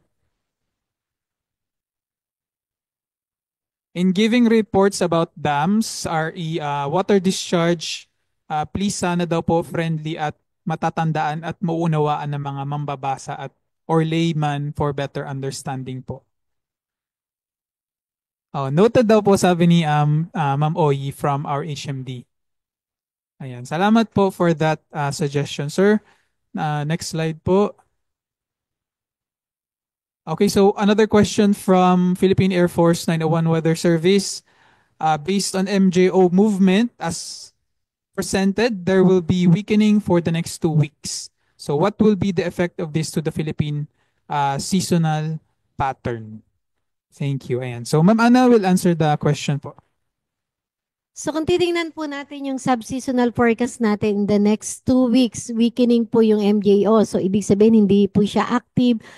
Yan po yung possible na magdo-dominate na po yung warm and dry season months natin. So yung easterly component natin, posible na po siyang maka-apekto sa atin. So yan na po yung hudyat na magsusustain na yung ating tag-init or yung dry season months. Ayun. Salamat po, Ma'am Ana. Next slide po. May question pa ba tayo? Ayan. So that is the last question po for this forum. Double check natin sa Zoom. Meron pa po ba? Pa-check, Sir Edric, sa Zoom. Ato pala, sorry. Another question from Miss Maria Luisa Capili via Zoom. Ito, meron po bang posibilidad daw na magkaroon ng El Nino after this amihan kasi ang taas ngayon ng temperature natin? Although maulan. Base po sa presentation ni Ma'am Ana kanina, wala na pa naman po tayong chance na magkaroon ng El Nino after this amihan po. So normal na lang po yung ma-experience natin na mainit na panahon after nitong amihan. Ayan. So, Hello? Pwedeng mag-suggest? Hello? Sana po. Hello? Okay, so maraming salamat po dun sa mga nagbigay ng kanilang mga questions and thank you po sa mga resource persons natin na sumagot. And bilang last part po nitong open forum, dito muna po. I-flash natin tong feedback form para sagutan ng ating mga participants. Excuse me. Dito po, pag nasagutan nyo po itong feedback form, automatically marireceive po ninyo yung inyong certificate of attendance as well as yung copies po ng presentations ng mga resource person. So nagsasalita daw po ata si Yeah. Ma'am SP. Yeah. Jerem, excuse me. Doc SP, Naririnig ba ako? Meron lang akong konting suggestion. yes ma'am, go ahead po. Kasi today is March 19, ano? And pwede kayang merong mag-announce, this is a climate forum about, kasi meron tayong astronomical event na pwede i-announce. Kasi di ba, wala ba Yes po tayong ma'am, taga-astronomy ngayon? meron po tayong press conference bukas to announce sa Friday po yung to announce yung vernal equinox po and other astronomical activities po siguro sa press conference Okay. po ma'am. Sige, kasi lagi kasing tinatanong na pag gano'n na yung buwan, ito ba ay hudyat na talaga ng tag-init kasi yung equinox natin ay dumarating. Sige, thank you. Okay, actually bukas na raw po pala yung vernal equinox. Kaya nga Okay po. yun nga yung gusto ko sana, sana kung merong important event, since this is a gathering of about Pag-asa, siguro importante na ina-announce din yun, and this is an opportunity. Hindi ko alam na meron pala kayong ibang separate gathering for that. Sige, thank you. Okay po. Yes po. Abangan na lang po namin ninyo ng public po yung posting sa Facebook regarding this event po. Thank you so much po Ma'am SP for attending the event. So once again, ito pong naka-flash na QR code sa screen ay yung atin pong feedback form. And then siguro i-flash na rin po natin yung yung registration link or QR para dun sa ating gaganapin na scientific forum sa Friday. So i-scan nyo lang po ito or type nyo lang po yung napakahabang link kasi hindi ko po nagawa ng Bitly. And yeah, yan, ipa-flash po natin to. Pati po yung feedback form later. So ayun lang po at maraming salamat po sa inyong lahat. Yes, maraming salamat Sir Jeremiah Morales for facilitating our open forum and the feedback survey form. And maraming salamat din po sa ating participants as well as sa ating resource persons for answering yung mga queries and questions ng mga kasamahan nga po natin. Hello? Yeah. So to close our climate forum for today,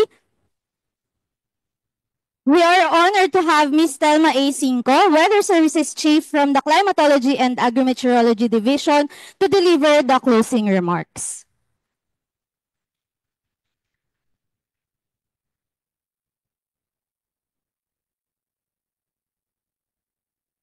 Yes, maganda.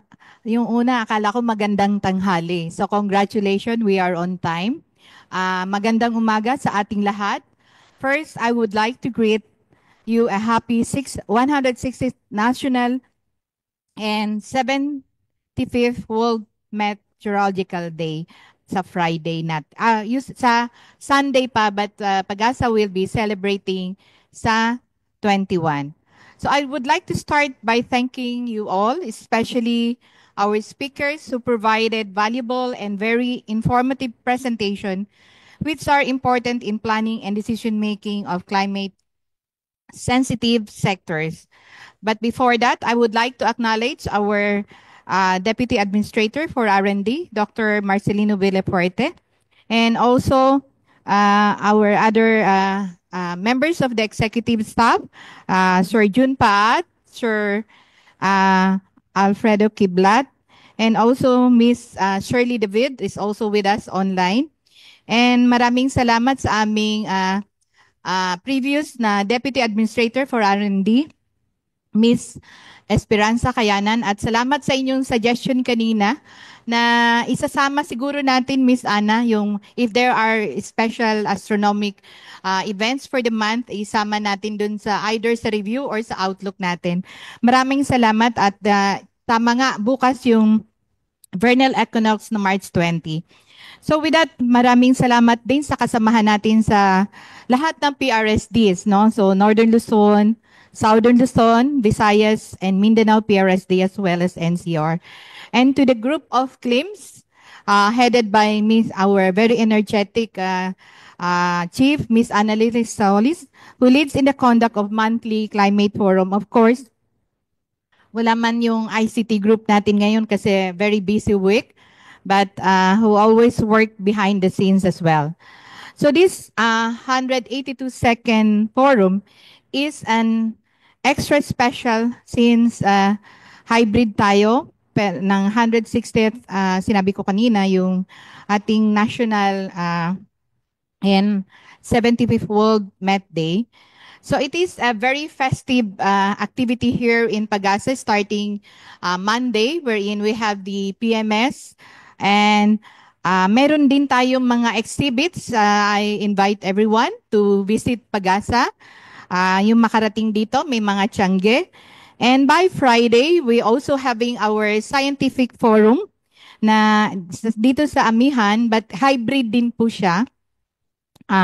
So aside from that, we also have our awarding in the afternoon. So kayong nasa Facebook, I encourage again, Facebook as well as follow us. But yung nasa Zoom ngayon, can you also register for our scientific forum sa Friday? So siguro mamaya i-share sa inyo yung link. It's now being shared. So join us again. So this one is may mga magpipresent ng latest na mga research as well as mga projects ni Pagasa towards closing the gap for early warning system. So yun yung ating abangan sa Friday. And natutuwa ako kasi kanina very active yung mga maraming katanungan.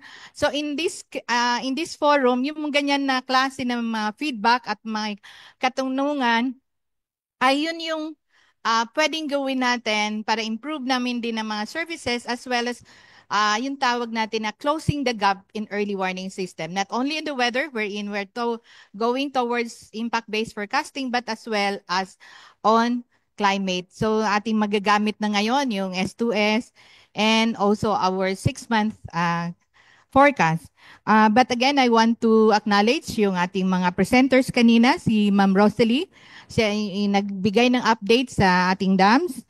Review ng, si Miss Veronica kanina sa weather, ng review ng climate conditions si Ryan. Tapos si Miss Anna for presenting the outlook. So nakita natin ay ang La Nina condition continues to weaken and transition to ENSO neutral. Pero huwag nating kalimutan na itong during dry and hot months natin, na yung nagtanong kanina kung El Nino. So usually pag dry months natin ng starting towards the end of the March, April and May, mainit talaga, no? So kahit walang El Nino ay mainit yung ating inaasahan. So I hope that the information provided will help you in your decision making as you plan your activities in the coming next 6 months. In closing, I want to congratulate each one of you for a successful conduct of this forum, and our participants continue to provide us your feedback and comments as we close the gap for early warning services towards a more resilient Philippines. Magandang umaga sa ating lahat.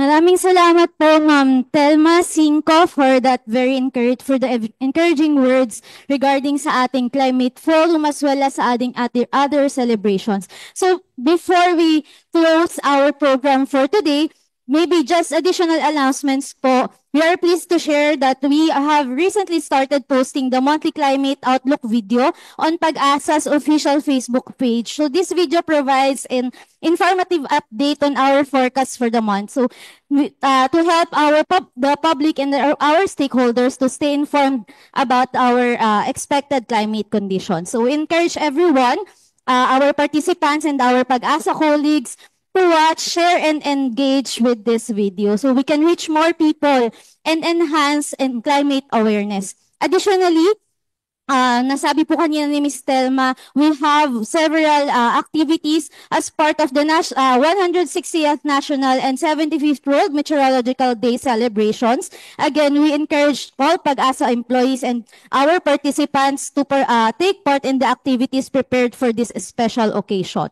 And lastly, on behalf of the Climate Monitoring and Prediction Section, we always thank everyone for your participation on our Climate Forum. And let's continue celebrating the National and World Meteorological Day by supporting the prepared activities and promoting the importance of meteorology in our daily lives. Lastly, isang magandang tanghali po sa ating lahat and happy National Women's Month sa ating lahat. At yun lamang po, ingat tayong lahat.